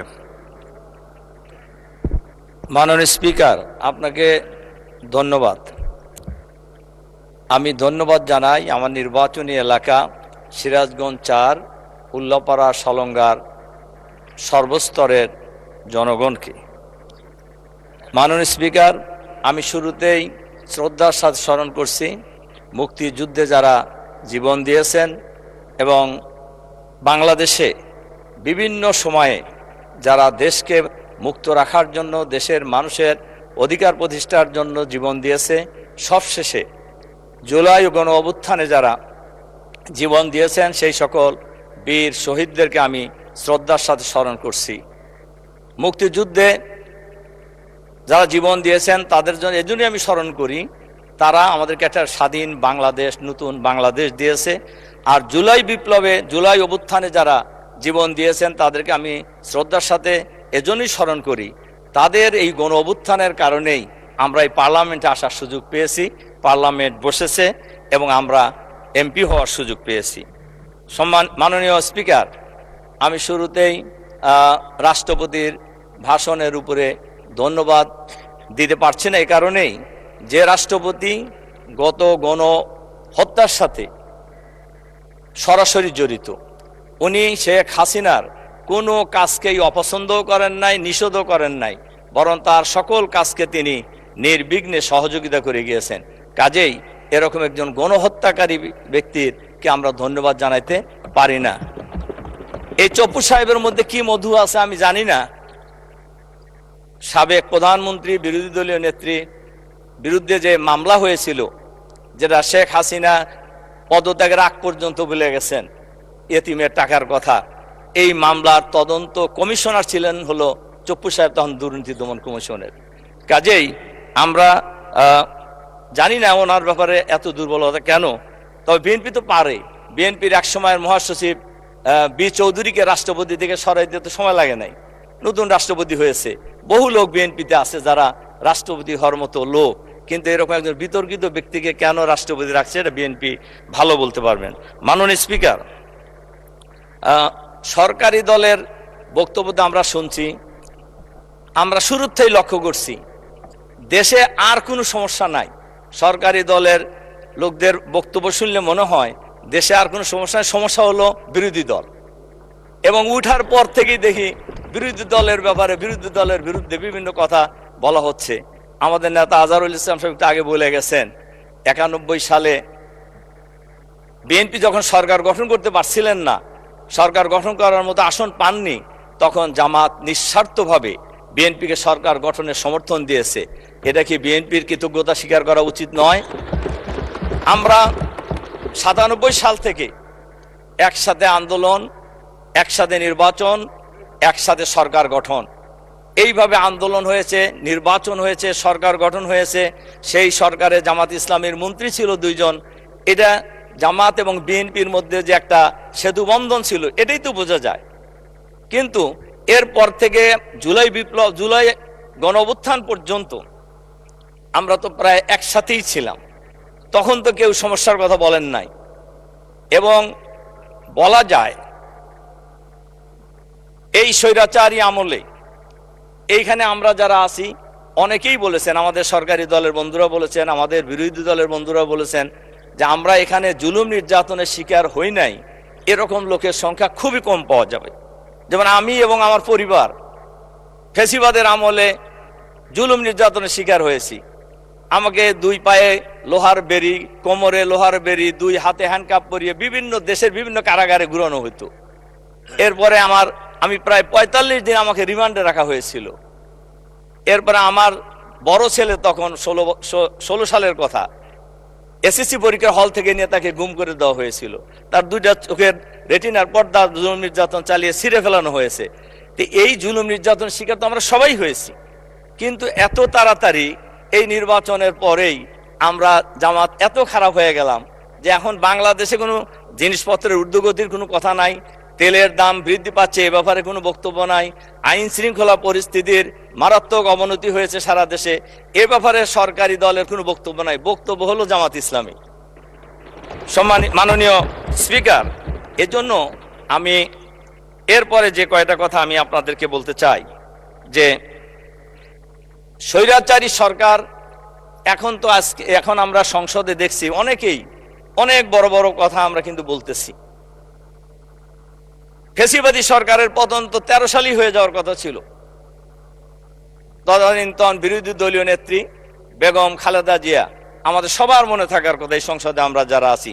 মাননীয় স্পিকার, আপনারও মনে আছে নিশ্চয়ই, মার্চ ফর ডেমোক্রেসির কর্মসূচি ছিল ঢাকায় 29শে ডিসেম্বর। এই খবর তো কারোর অজানা কথা নয়, সবাই জেনেছি, মনে করতেন যে ওই দিনই সরকারের পতন হয়ে যাবে। 13 সাল, হ্যাঁ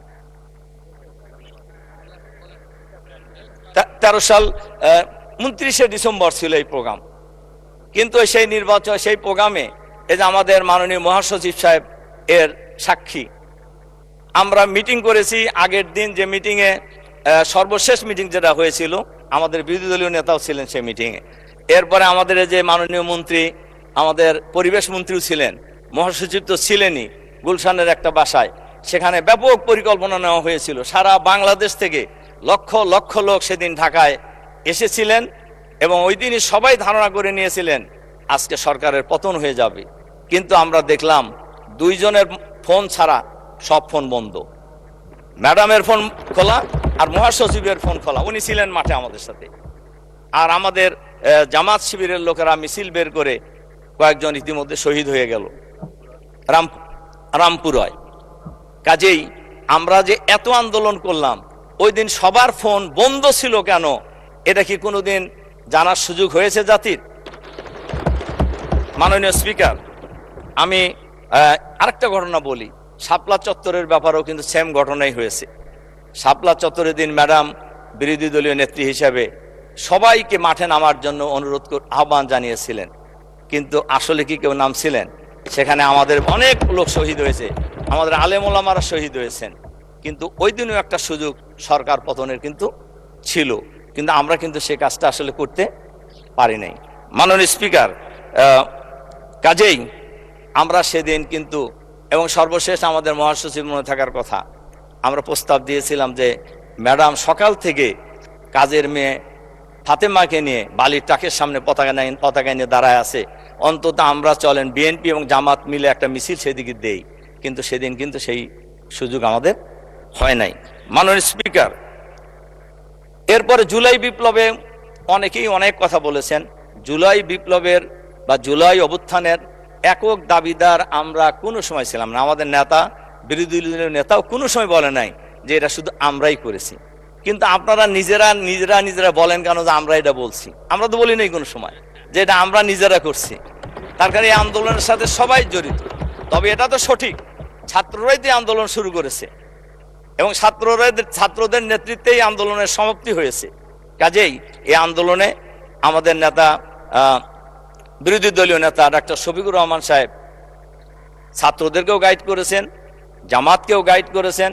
উনি আন্দোলন ওনার জায়গা থেকে যেভাবে গাইড করার দরকার সেভাবে গাইড করেছেন, বিএনপিও গাইড করেছেন, সবাই গাইড করেছেন, এবং সবাই মিলে যার যার জায়গা থেকে আন্দোলনের মধ্য দিয়েই ফ্যাসিবাদী সরকারের পতন হয়েছে। ফ্যাসিবাদী সরকারের পতন হওয়ার পর আমরা একটি নতুন পরিবেশ পেলাম। এই পরিবেশে এরপরে ঐক্যমত কমিশন হলো, সেখানে সংস্কার কমিশন হয়েছে।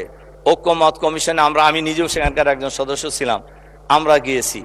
এই যে একদিনে গণভোট এবং জাতীয় সংসদ নির্বাচন, এই প্রস্তাব তো বিএনপির, এই যে মাননীয় স্বরাষ্ট্রমন্ত্রী এখানে আছেন, ওনার প্রস্তাব এটা, একদিনে গণভোট এবং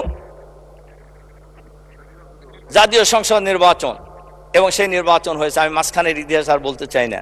নির্বাচনে আমরা আগাগোড়া আলাদা বলছিলাম, কিন্তু আমাদের মাননীয় স্বরাষ্ট্রমন্ত্রীর প্রস্তাবেই কিন্তু একদিনে নির্বাচনটা হয়েছে, এবং সেই নির্বাচনে গণভোটে তার পক্ষে প্রায় 70% মানুষ ভোট দিয়েছে। এখন এই গণভোটের রায় কার্যকর করা নিয়েই কিন্তু এখন বিপত্তি দেখা দিয়েছে। আমরা বলছি যে গণভোট আমরা অক্ষরে অক্ষরে পালন করব। আমার প্রশ্ন হলো, তাহলে গণভোটের রায় মানতে কি বলে জুলাই সনদ আমরা অক্ষরে অক্ষরে পালন করব। আমার প্রশ্ন হলো, তাহলে গণভোটের রায় বাস্তবায়ন করতে অসুবিধাটা কোথায়? এখানে তো অসুবিধা থাকার কথা নয়, এবং এটা যদি আমরা করি তাহলে বহু সমস্যারই সমাধান একসাথে হয়ে যাবে বলে আমি মনে করি। মাননীয় স্পিকার, আমরা সবসময় সংবিধানের কথা বলতেছি। এই সংবিধানের কথা শুনলেই আমার কাছে মনে হয় ফ্যাসিবাদী সরকারের সময় যে মহাসচিব ছিলেন, ওনার আর একটা নামও ছিল, আমি নাম বলতে চাই না, উনি কিন্তু সংসদেও বলছেন, বাইরেও বলছেন, এবং অনেক অঙ্গভঙ্গি করেই বলছেন যে যে যাই বলুক আমরা সংবিধান থেকে এক চুলো নড়ব না। সংবিধান কার জন্য? সংবিধান তো মানুষের জন্য, সংবিধানের জন্য তো মানুষ না। কাজেই সংবিধান সংস্কার করতে অসুবিধা কোথায়? আমার তো মনে হয় কোনো অসুবিধা থাকার কথা নয়। এবং আজ এবারে এই সংসদেও বলা হয়েছে, ম্যাডাম কি বলেছিলেন সংবিধানের ব্যাপারে, অনেক নেতাই আজকে এখানে আছেন, তারা কি বলেছিলেন সংবিধানের ব্যাপারে, ছুঁড়ে ফেলা দেওয়ার ব্যাপারে, এটা তো সবাই জানে, গোটা জাতি জানে। তা আজকে সংবিধান সংস্কার করার ক্ষেত্রে অসুবিধা তো থাকার কোনো কথা নয়, কিন্তু এই জায়গায় কেন অসুবিধা সৃষ্টি করে আমরা এখানে একটা বিপত্তি তৈরি করার চেষ্টা করছি? মাননীয় স্পিকার, কাজেই আমাদের বক্তব্য পরিষ্কার। এই সময়ে যে পরিবেশ তৈরি হয়েছে, এখানে গণভোটের রায় কার্যকর করলেই সকল সমস্যা সহজেই সমাধান হয়ে যাবে। মাননীয় স্পিকার, আমরা লড়াই করেছিলাম বৈষম্যের বিরুদ্ধে, আমরা লড়াই করেছিলাম একদলীয় শাসনের বিরুদ্ধে, কিন্তু আমরা লক্ষ্য করছি সরকারের বয়স তো খুব বেশি হয় নাই, ওনারা বলেছেন 2 মাস, আমরাও বলছি 2 মাস, বেশি দিন হয় নাই। কিন্তু বৈষম্য কি প্রতিষ্ঠা হচ্ছে? ইতিমধ্যেই দলীয়করণ শুরু হয়ে গেছে, সকল বিশ্ববিদ্যালয়ের ভাইস চ্যান্সেলর পরিবর্তন করে দেওয়া হয়েছে, জেলা প্রশাসক জেলা পরিষদে প্রশাসক নিয়োগ করা হয়েছে, বিভিন্ন সিটি কর্পোরেশনে মেয়র নিয়োগ করা হয়েছে, প্রশাসক নিয়োগ করা হয়েছে, এবং সচিবালয় থেকে শুরু করে যে সকল অভিজ্ঞ কর্মকর্তারা ফেসিবাদের আমলে ওএসডি হয়েছিল, আবার এখনো তাদেরকে ওএসডি করা হচ্ছে।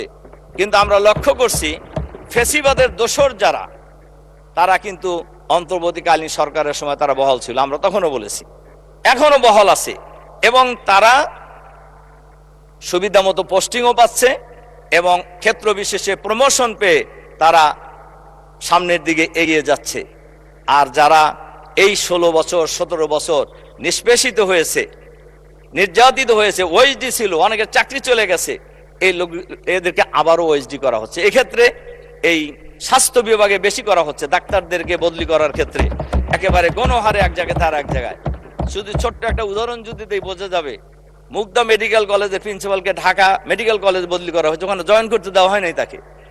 এরপরে দেওয়া হয়েছে মাতোয়ালি মেডিকেল কলেজে, সেখানেও তাকে জয়েন করতে দেওয়া হবে না। পরে আমি যতটুকু জানি মন্ত্রী মহোদয় হস্তক্ষেপ করে তাকে জয়েন করার ব্যবস্থা করেছেন। তাহলে কি মন্ত্রীর বাইরেও কারো পাওয়ারফুল লোক আছে বোঝা দিয়েছে, যারা মন্ত্রীর চাইতেও ক্ষমতা রাখে। মাননীয় স্পিকার, এজন্য আমি সবশেষে আপনাদের মাননীয় স্পিকার, আসলে সব জায়গায় কিন্তু আওয়ামী স্টাইলে দেশ পরিচালনার একটা লক্ষণ দেখা যাচ্ছে, যেটা কারোর জন্যই, আমাদের জন্য ভালো নয়, দেশের জন্য ভালো নয়। একজন মন্ত্রী বলেছেন আমাদেরকে ট্রেনিং দেওয়ার জন্য, আমরা বুঝি না যে এই মন্ত্রণালয় পার্লামেন্ট কিভাবে চলে। আমি সেই মাননীয় মন্ত্রীকে বলবো, আমাদের মাননীয় স্পিকারের মাধ্যমে আপনার নিজের চেহারাটাকে আয়নাতে দেখেন যে আপনারা কি করতেছেন আসলে। কাজেই বিরোধী দলকে সবক দেওয়ার চাইতে নিজেরা সবক গ্রহণ করা সবচাইতে বুদ্ধিমানের কাজ। মাননীয় স্পিকার, সবশেষে আমি আমার নির্বাচনী এলাকার ব্যাপারে কয়েকটি কথা আমাকে বলতে চাই। আমি বিনীত অনুরোধ করব আমাকে কয়েক মিনিট সময় বাড়িয়ে দিবেন। মাননীয় স্পিকার, আমার নির্বাচনী এলাকা সিরাজগঞ্জ, উল্লাপাড়া, সলঙ্গা। আমার এখানে ভোটার প্রায় 5 লাখের কাছাকাছি, প্রায় 7 লক্ষ লোকের বসবাস এইখানে। এর মধ্যে একটি সলঙ্গা একটা এরিয়া আছে, যেটা বলা যায় উত্তরবঙ্গের প্রবেশদ্বার, এবং সবাই সে জায়গাটাও আমরা চিনি, যেহেতু উত্তরবঙ্গ যাইতে হলেই ওই এলাকার উপর দিয়ে যেতে হবে। সলঙ্গা এমন একটা জায়গা, ব্রিটিশ বিরোধী আন্দোলনের অন্যতম একটা সূতিকা। মাননীয় সদস্য 2 মিনিটের মধ্যে শেষ করেন। মাননীয় স্পিকার, আপনাকে ধন্যবাদ যে সময় 2 মিনিট বাড়াই দিয়েছে, 5 মিনিট দিলে একটু ভালো হতো আর কি। মাননীয় সদস্য, মন্ত্রীরা 7 মিনিট 6 মিনিট করে বলেছে, আপনি 15 মিনিট অলরেডি বলেছেন, আরো 2 মিনিট অ্যাড করলাম, 17 মিনিট। মাননীয় স্পিকার, শেষ করেন 2 মিনিটে। তাই সলঙ্গা যেহেতু একটা খুবই পরিচিত এবং রাজনৈতিক সচেতন এলাকা, এখানে একটা আলাদা থানা হয়েছে। এই থানার এই এলাকায় একটা পৌরসভা হওয়ার জন্য আমি মাননীয় আমাদের মন্ত্রীকে অনুরোধ করব এই সলঙ্গাকে পৌরসভায় রূপান্তর করা এবং একটি নতুন পৌরসভা দেওয়া, এবং পর্যায়ক্রমে এটাকে একটা উপজেলায় রূপান্তর করার জন্য আমি বিনীতভাবে অনুরোধ করছি। মাননীয় স্পিকার, এরপরে মাননীয় মন্ত্রীর কাছে আমি আরেকটা অনুরোধ জানাবো। আমার এলাকায় পৌরসভার সাথে লাগানো একটা নদী আছে, যে নদীকে রামকান্তপুর নদী বলা হয়। এখানে নদী পৌরসভার সাথে লাগানো, কিন্তু নদীর ওপারেই গ্রাম, পুরো একটা ইউনিয়ন, এবং এই ইউনিয়নের সাথে আমার সিরাজগঞ্জের আমাদের মাননীয় মন্ত্রী, খনিজ সম্পদ মন্ত্রী আছে, উনি জানেন, ওনার নির্বাচনী এলাকার লোকজনও এই নদী পার হয়ে যাতায়াত করে। যদি নদীতে ব্রিজ দিয়ে দেওয়া হয় তাহলে 1 মিনিটে পার হবে, ব্রিজ না হওয়ার কারণে 1 ঘন্টা লাগে খেওয়ার নৌকা পার হইতে। আর আপনার মাননীয় স্পিকার, আর যদি রাস্তা দিয়ে ঘুরে আসতে হয় তাহলে 20 কিলোমিটার ঘুরতে হয়। এজন্য আমি মাননীয় মন্ত্রীর কাছে অনুরোধ জানাবো এখানে অতি তাড়াতাড়ি একটি ব্রিজ নির্মাণ করার জন্য। মাননীয় স্পিকার, এর সাথে সাথে উল্লাপাড়া 4টি ইউনিয়ন আছে। মাননীয় মন্ত্রী ফকির মাহবুবা নাম, আপনার সময় 8 মিনিট। বিসমিল্লাহির রহমানির রহিম। আপনাকে ধন্যবাদ মাননীয় স্পিকার। আজকে এখানে দাঁড়িয়ে কথা বলার সুযোগ পেয়ে আল্লাহ তাআলাকে ধন্যবাদ দিচ্ছি। রব্বুল আলামিন সুযোগ করে দিয়েছে এখানে দাঁড়িয়ে কথা বলার জন্য। ধন্যবাদ দিচ্ছি আমাদের মাননীয় প্রধানমন্ত্রী, যিনি আমাকে বিশ্বাস এবং আস্থা রেখে আমাকে মধুপুর ধনবাড়ি থেকে নমিনেশন দিয়েছিলেন এবং ধনবাড়ি মধুপুরবাসী আমাকে প্রায় ৬২,০০০ ভোটের ব্যবধানে আফটার লং 45 ইয়ার্স এমপি নির্বাচিত করেছেন এবং আমাদের মাননীয় প্রধানমন্ত্রী আমাকে মন্ত্রিত্ব দিয়ে ধনবাড়ি মধুপুরবাসীকে পুরস্কৃত করেছেন। মাননীয় প্রধানমন্ত্রীকে আবার ধন্যবাদ দিচ্ছি আমার পরিবার থেকে। আমাদের প্রয়াত আফাজউদ্দিন ফকির, লোকমান হোসেন ফকির, যারা একসময় শহীদ প্রেসিডেন্ট জিয়াউর রহমানের সঙ্গে রাজনীতি করতেন, আমাদের মরহুমা বেগম খালেদা জিয়া রাজনীতি করতেন, তাদের রুহের মাগফিরাত কামনা করছি। আজকে এখানে দাঁড়িয়ে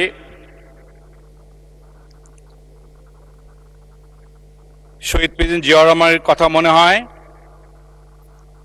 বিশেষ করে মরহুমা বেগম খালেদা জিয়ার কথা মনে হয়। উনি যিনি আমাকে অত্যন্ত স্নেহ করতেন এবং উনি এত স্নেহ করতেন, আমি 2001 সালে এমপি না হয়েও উনি আমাকে ধনবাড়ি উপজেলা করে দিয়েছিলেন এবং উনি নিজে গিয়ে সেই উপজেলা উদ্বোধন করে দিয়েছিলেন।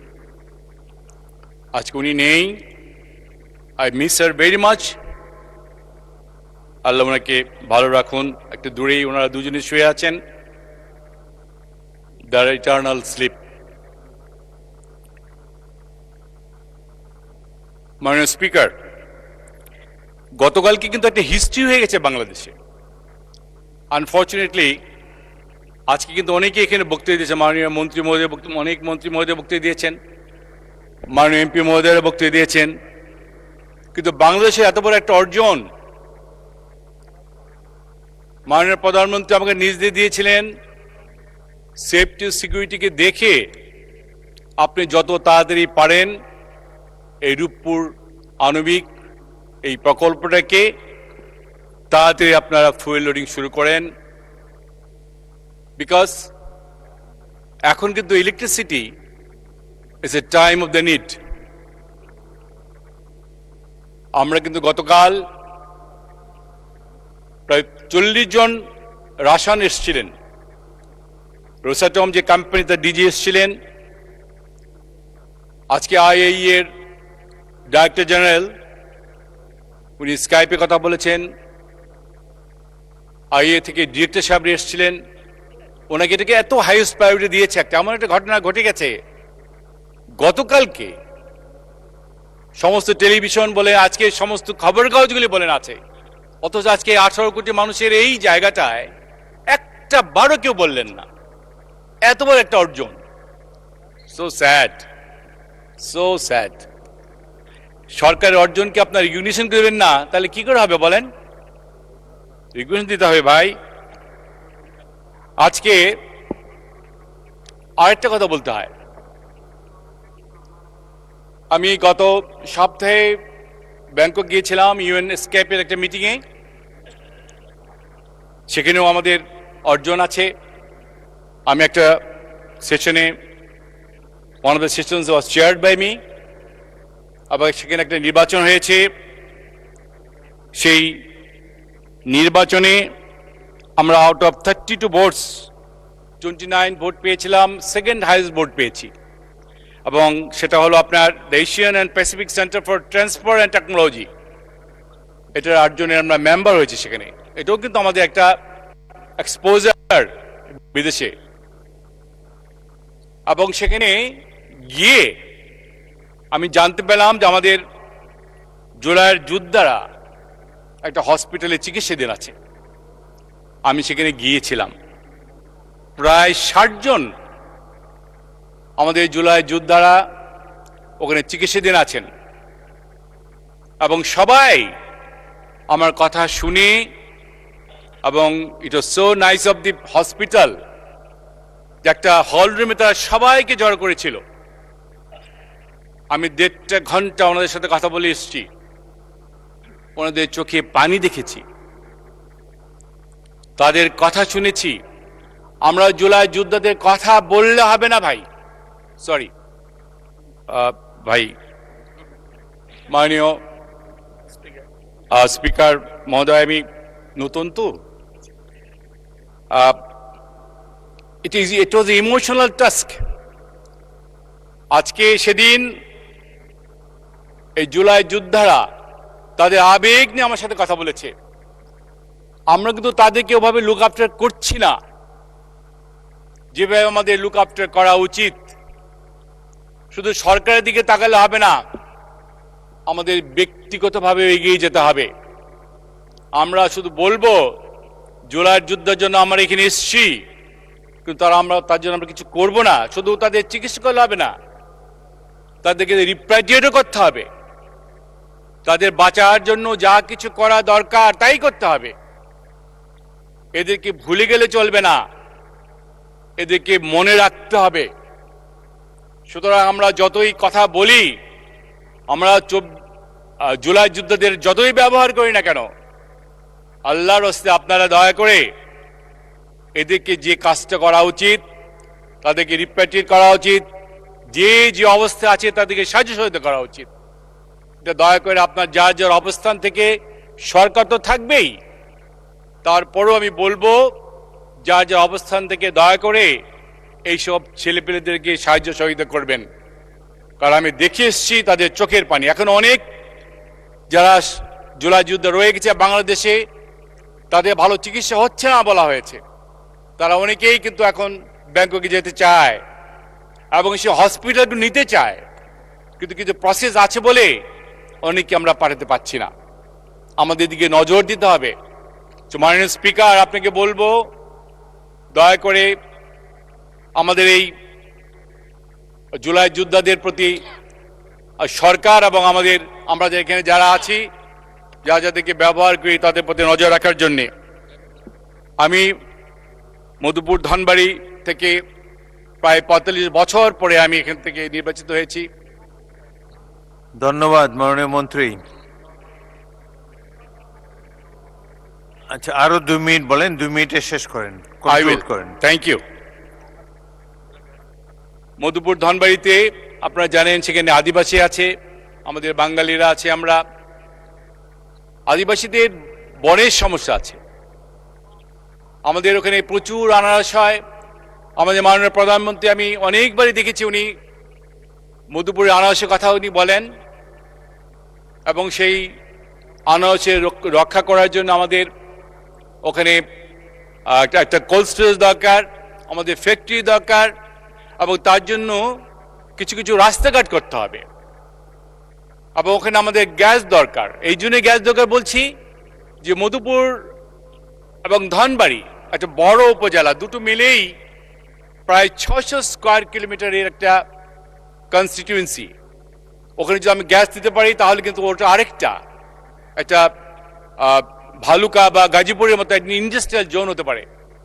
কারণ ওখানে এত জমি পড়ে আছে, বিশেষ করে মধুপুরে। আমরা যদি সরকার থেকে সাহায্য সহযোগিতা পাই, আমি বিশ্বাস করি যে আজকে আমরা স্বপ্ন দেখছি যে ওখানে ইন্ডাস্ট্রিয়াল বেল করব, এটা সম্ভব হবে। মাননীয় স্পিকার, আমি আপনার মাধ্যমে সরকারকে জানাতে চাই যে মধুপুর ধনবাড়ির প্রতি একটু জনগণের প্রতি, এত বছর পরে তারা আমাদেরকে নির্বাচিত করেছেন, As I said, after long 45 years, আমি মনে করি তারা আমাদের উপরে কিছু এক্সপেক্ট করছে, সুতরাং আমার কিছু করা উচিত। তো আমি আর কথা বাড়াবো না, আমি আর কথা না বাড়িয়ে আমি আবারও বলবো, আজকে যে গতকালকে যে ইতিহাস হয়ে গেছে, আমরা ইনশাল্লাহ mid August around in between 300 to 350 মেগাওয়াটস বিদ্যুৎ আমরা মেইন গ্রিডে দেব ইনশাল্লাহ। তখন আমাদের মাননীয় প্রধানমন্ত্রী ওনাকে ইনগ্রেট করবেন ইনশাল্লাহ, এবং by end of the year. ধন্যবাদ মাননীয় মন্ত্রী। পরবর্তী বক্তা মাননীয় মন্ত্রী আসাদুল হাবিব দুলু, আপনার সময় 8 মিনিট। মাননীয় স্পিকার, আপনাকে ধন্যবাদ। একটা বিজ্ঞাপন ছিল বিমানের, যে ছোট হয়ে আসছে পৃথিবী, আর আমরা ধীরে ধীরে সময়ের সংকুচিত অবস্থায় পড়েছি, আবার আমরাও ছোট অবস্থায় পড়ে গেলাম। যাই হোক, মাননীয় স্পিকার, আপনাকে ধন্যবাদ। একটি সফল গণ অভ্যুত্থানের মধ্য দিয়ে, একটি সফল অংশগ্রহণমূলক নির্বাচনের মধ্য দিয়ে আজকের এই জাতীয় সংসদ, এই জাতীয় সংসদের দিকে বাংলাদেশের 18 কোটি মানুষ তাকিয়ে রয়েছে। গণতন্ত্রের সৌন্দর্যতা হচ্ছে সমালোচনা থাকবে, সেটাকে আমরা সবসময় ওয়েলকাম করি, সেটা হওয়াই স্বাভাবিক। কিন্তু পার্লামেন্টের যে পরিবেশ, এটাকে আমি ধন্যবাদ জানাই। আলোচনা হবে, উত্তপ্ত হবে, আবার আমরা একসঙ্গে মিলিত হব। কিন্তু পার্লামেন্টের বাইরে এমন কিছু আলোচনা হয় যেটা আমাদেরকে ব্যথিত করে। কিরকম ব্যথিত করে? কিছু কিছু সভাগুলোতে বলা হচ্ছে যে এই সরকারকে পতন করতে 16 দিন সময় লাগবে না। এটা তো একটা ফেসিবাদী বক্তব্য হয়ে গেল। যেমন শেখ হাসিনা বলেছিলেন নির্বাচনের পর 2001 সালে যে একদিনও শান্তিতে থাকতে দিব না। বিশেষ করে সাম্প্রতিক সময় সামাজিক যোগাযোগ মাধ্যমগুলো যেভাবে প্রত্যেকটি নেতার, এটি আমরা শুধু আমাদের কথা বলি না, অপোজিশনও যারা আছে তাদের বিরুদ্ধে যে অশ্লীল অশ্রব্য কথা বলা হয়, সেটা আসলে আমাদের কাঙ্ক্ষিত না। আমি মনে করি এই একটি সফল অভ্যুত্থানের মধ্য দিয়ে যে আকাঙ্ক্ষা নিয়ে আমরা বাংলাদেশ গঠনে যাচ্ছি, এখনো আমার মনে হয় যে নির্বাচনের কালির দাগ মুছায় নেই। এখনই যদি সরকার পতনের আন্দোলনের ডাক দেওয়া হয়, তাহলে একটি সরকার কিভাবে কাজ করবে? আমি আশা করি সমালোচনা আমরা করব, আমরাও করব শালীনতা রেখে। যারা বিরোধী দলে আছি আমরা সবাই শালীনতা রক্ষা করেই যেন আমরা সমালোচনা করি। সমালোচনা ছাড়া কেউ কোনোদিন আমরা সংশোধন হব না। ভুল ধরিয়ে দিবেন, ভুল সংশোধন করব। আজকে কি আমাদের সংসদ নেতা, ওনার পরিচয় কি?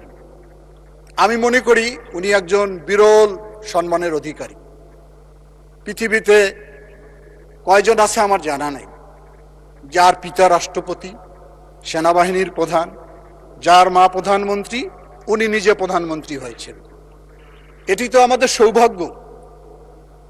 তাকে নিয়েও এমন কিছু কথা বলা হয় যেটি আমাদের আঘাত করে, কষ্ট পাই আমরা। ওনার বক্তব্য, ওনাকে যেভাবে নির্যাতন করা হয়েছে, আমি একটি নামও উনি কোনোদিন কার উচ্চারণ করেনি। পতিত সরকারের প্রধানমন্ত্রী তুই বলে বলছে তুই আয় বাংলাদেশে। এত নির্যাতনের পরে সে নামটাও কিন্তু কোনো উচ্চারণ করেন না। কত বিনয়ের সঙ্গে, কত সাধারণভাবে দেশ পরিচালনা করছে। আমরা তাকে সহযোগিতা করি।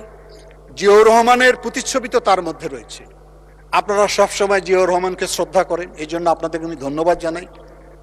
আপনারা আমাদের প্রিয় নেত্রী বেগম খালেদা জিয়াকে শ্রদ্ধার সঙ্গে স্মরণ করেন, সুতরাং তার উপর আস্থা বিশ্বাস আপনারা রাখতে পারেন। তাকে সহযোগিতা করেন।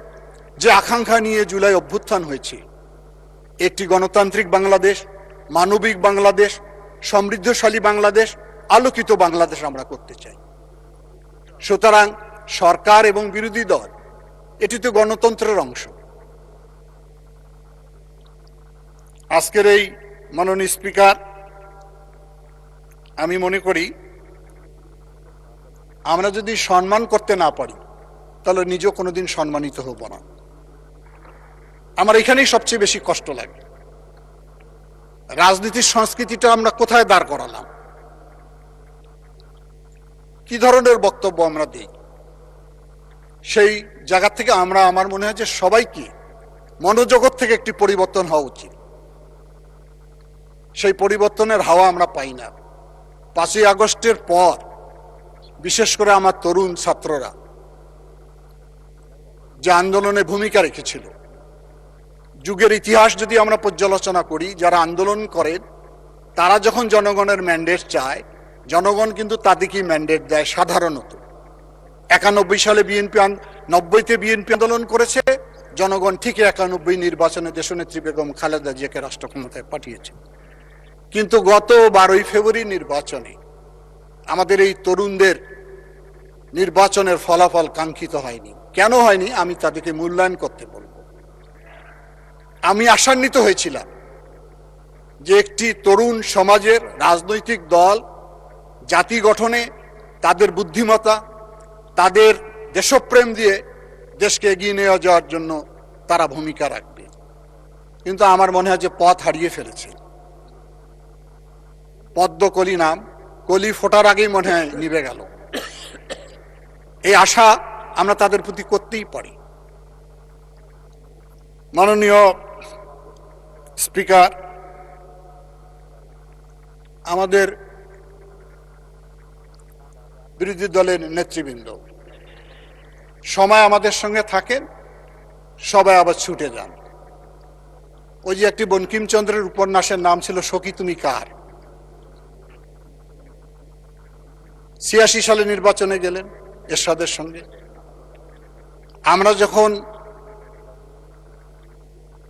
নির্বাচন করে সরকার গঠন করলাম তখন আওয়ামী লীগের সঙ্গে জোট বাঁধলেন, কখনো আমাদের সঙ্গে থাকেন। এটি তো আমি বুঝতে পারি না। আজকে গণতন্ত্রের কথা বলছেন, আবার শরিয়া আইন কায়েম করতে চাচ্ছেন। যদিও মাননীয় বিরোধী দলের নেতা বলছেন যে না, আমরা শরিয়া আইন কায়েম করব না। আমার মনে হয় যে অনেক পরিবর্তন হয়েছে ইতিমধ্যে আপনাদের।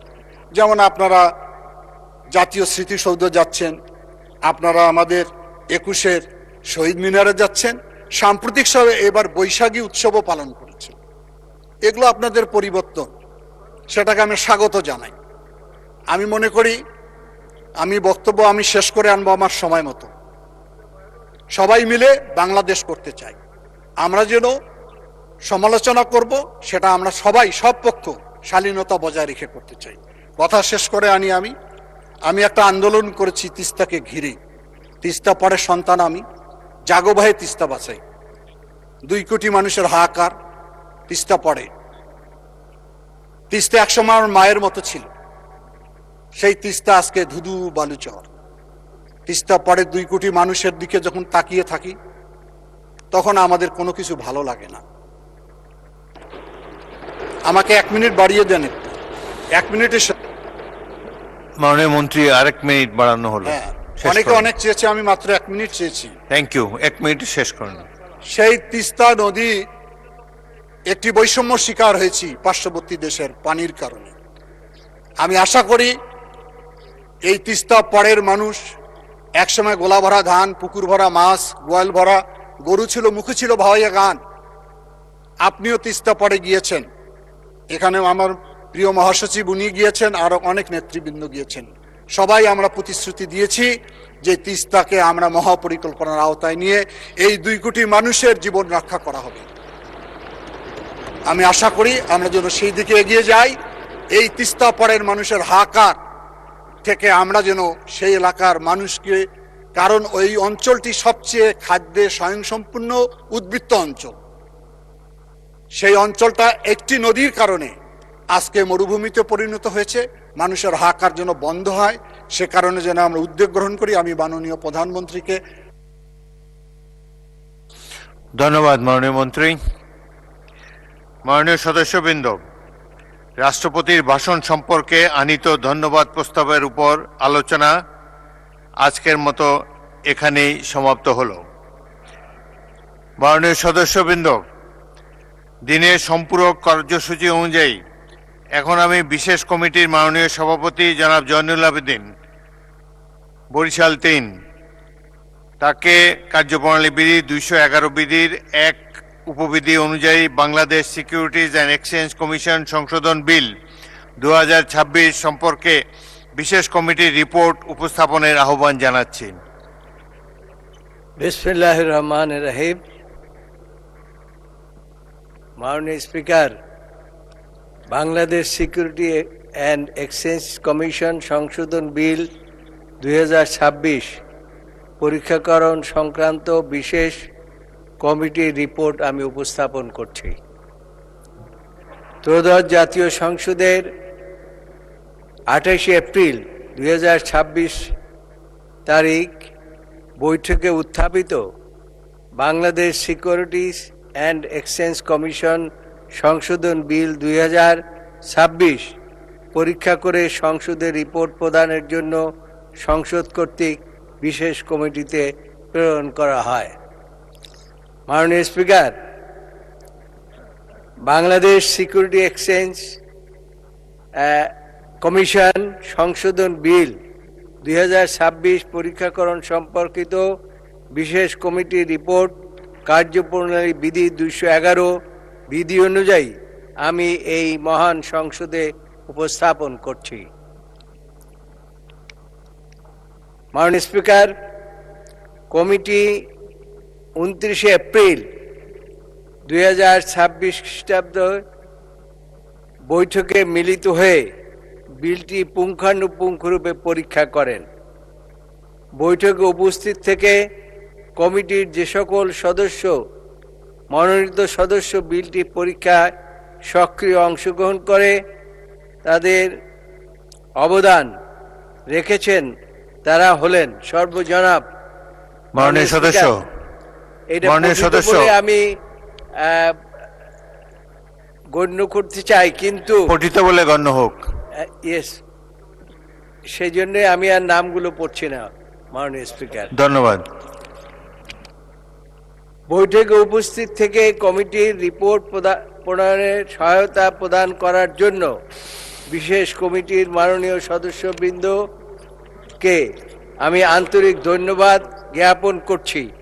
তাছাড়া অর্থ মন্ত্রণালয়, আইন, বিচার, সংসদ বিষয়ক মন্ত্রণালয় এবং জাতীয় সংসদ সচিবালয়, বিশেষ করে কমিটির সাচিবিক দায়িত্ব কমিটির সচিব এবং লেজিসলেটিভ ড্রাফট কমিটির যে সকল কর্মকর্তা কর্মচারী বিলটি পরীক্ষার কাজ রিপোর্ট প্রণয়ন করে কমিটি সহায়তা করেছেন, এই কমিটির পক্ষ থেকে আমি তাদের জানাই আন্তরিক ধন্যবাদ।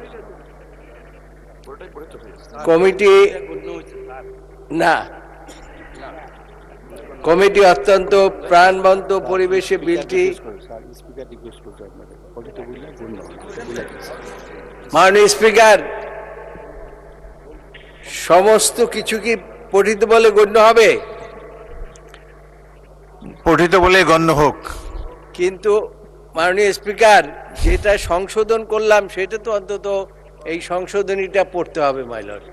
মাননীয় স্পিকার, আপনি প্যারা ৫ পড়তে চান? এই অংশটুকু হচ্ছে এই রিপোর্টের সাথে সংযুক্ত আছে দ্বিতীয় প্যারাগ্রাফে, এটা দেখবেন ৬ নম্বরে আছে। এখানে কমা চিহ্নের পরিবর্তে, এখানে একটা কমা মূল আইনে কমা চিহ্নিত আছে, সেটার পরিবর্তে দাড়ি চিহ্নিত প্রতিস্থাপিত হইবে এবং শর্তাংশ বিলুপ্ত হইবে।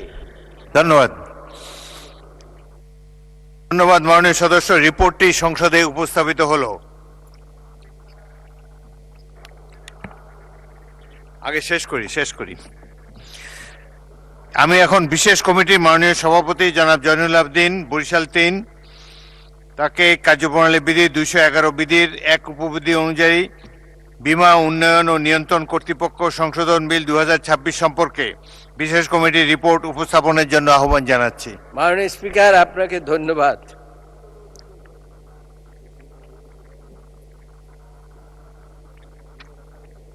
বীমা নিয়ন্ত্রণ কর্তৃপক্ষ বিল সংশোধনী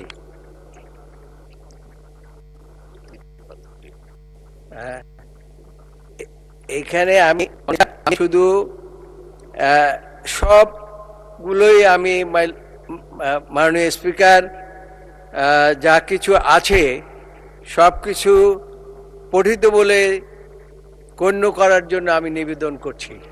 ধন্যবাদ। তবে আবার তবে আছে দ্বিতীয় প্যারাগ্রাফে যা আছে তা হলো যে এখানেও কমা চিহ্নের পরিবর্তে দাড়ি চিহ্ন প্রতিস্থাপিত হবে এবং শর্তাংশ বিলুপ্ত হবে।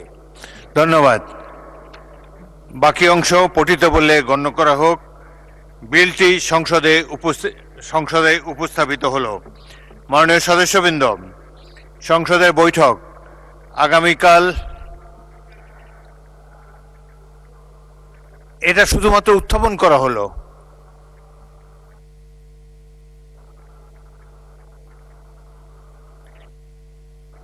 মাননীয় সদস্য, আপনি কি আপত্তি জানাচ্ছেন? আপনি এই বিল উত্থাপনের বিরুদ্ধে আপত্তি জানাচ্ছেন? আগামীকালকে আপনার আপত্তি শুনবো, কিন্তু এখন বিলটি উত্থাপিত হলো। রিপোর্ট, এটি একটি রিপোর্ট, বিল তো পরে হবে। এটা শুধুমাত্র রিপোর্ট, যে বিশেষ কমিটি একটা রিপোর্ট উপস্থাপন করলো।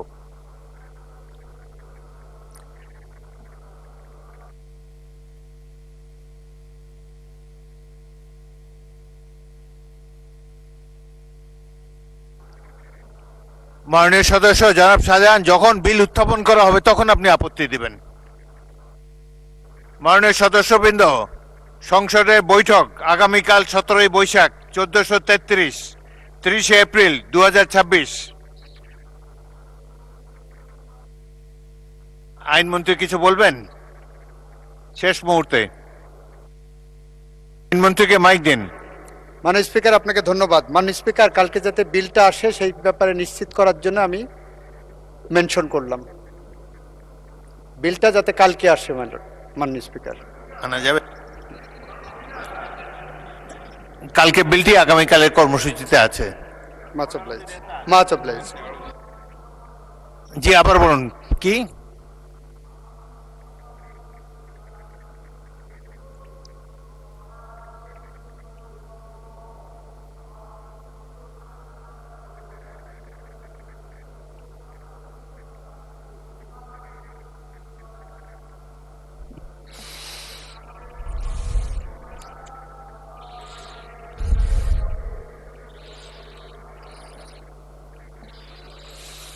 কাল তো অনেক দূরে, কালকেরটা কালকে দেখা যাবে।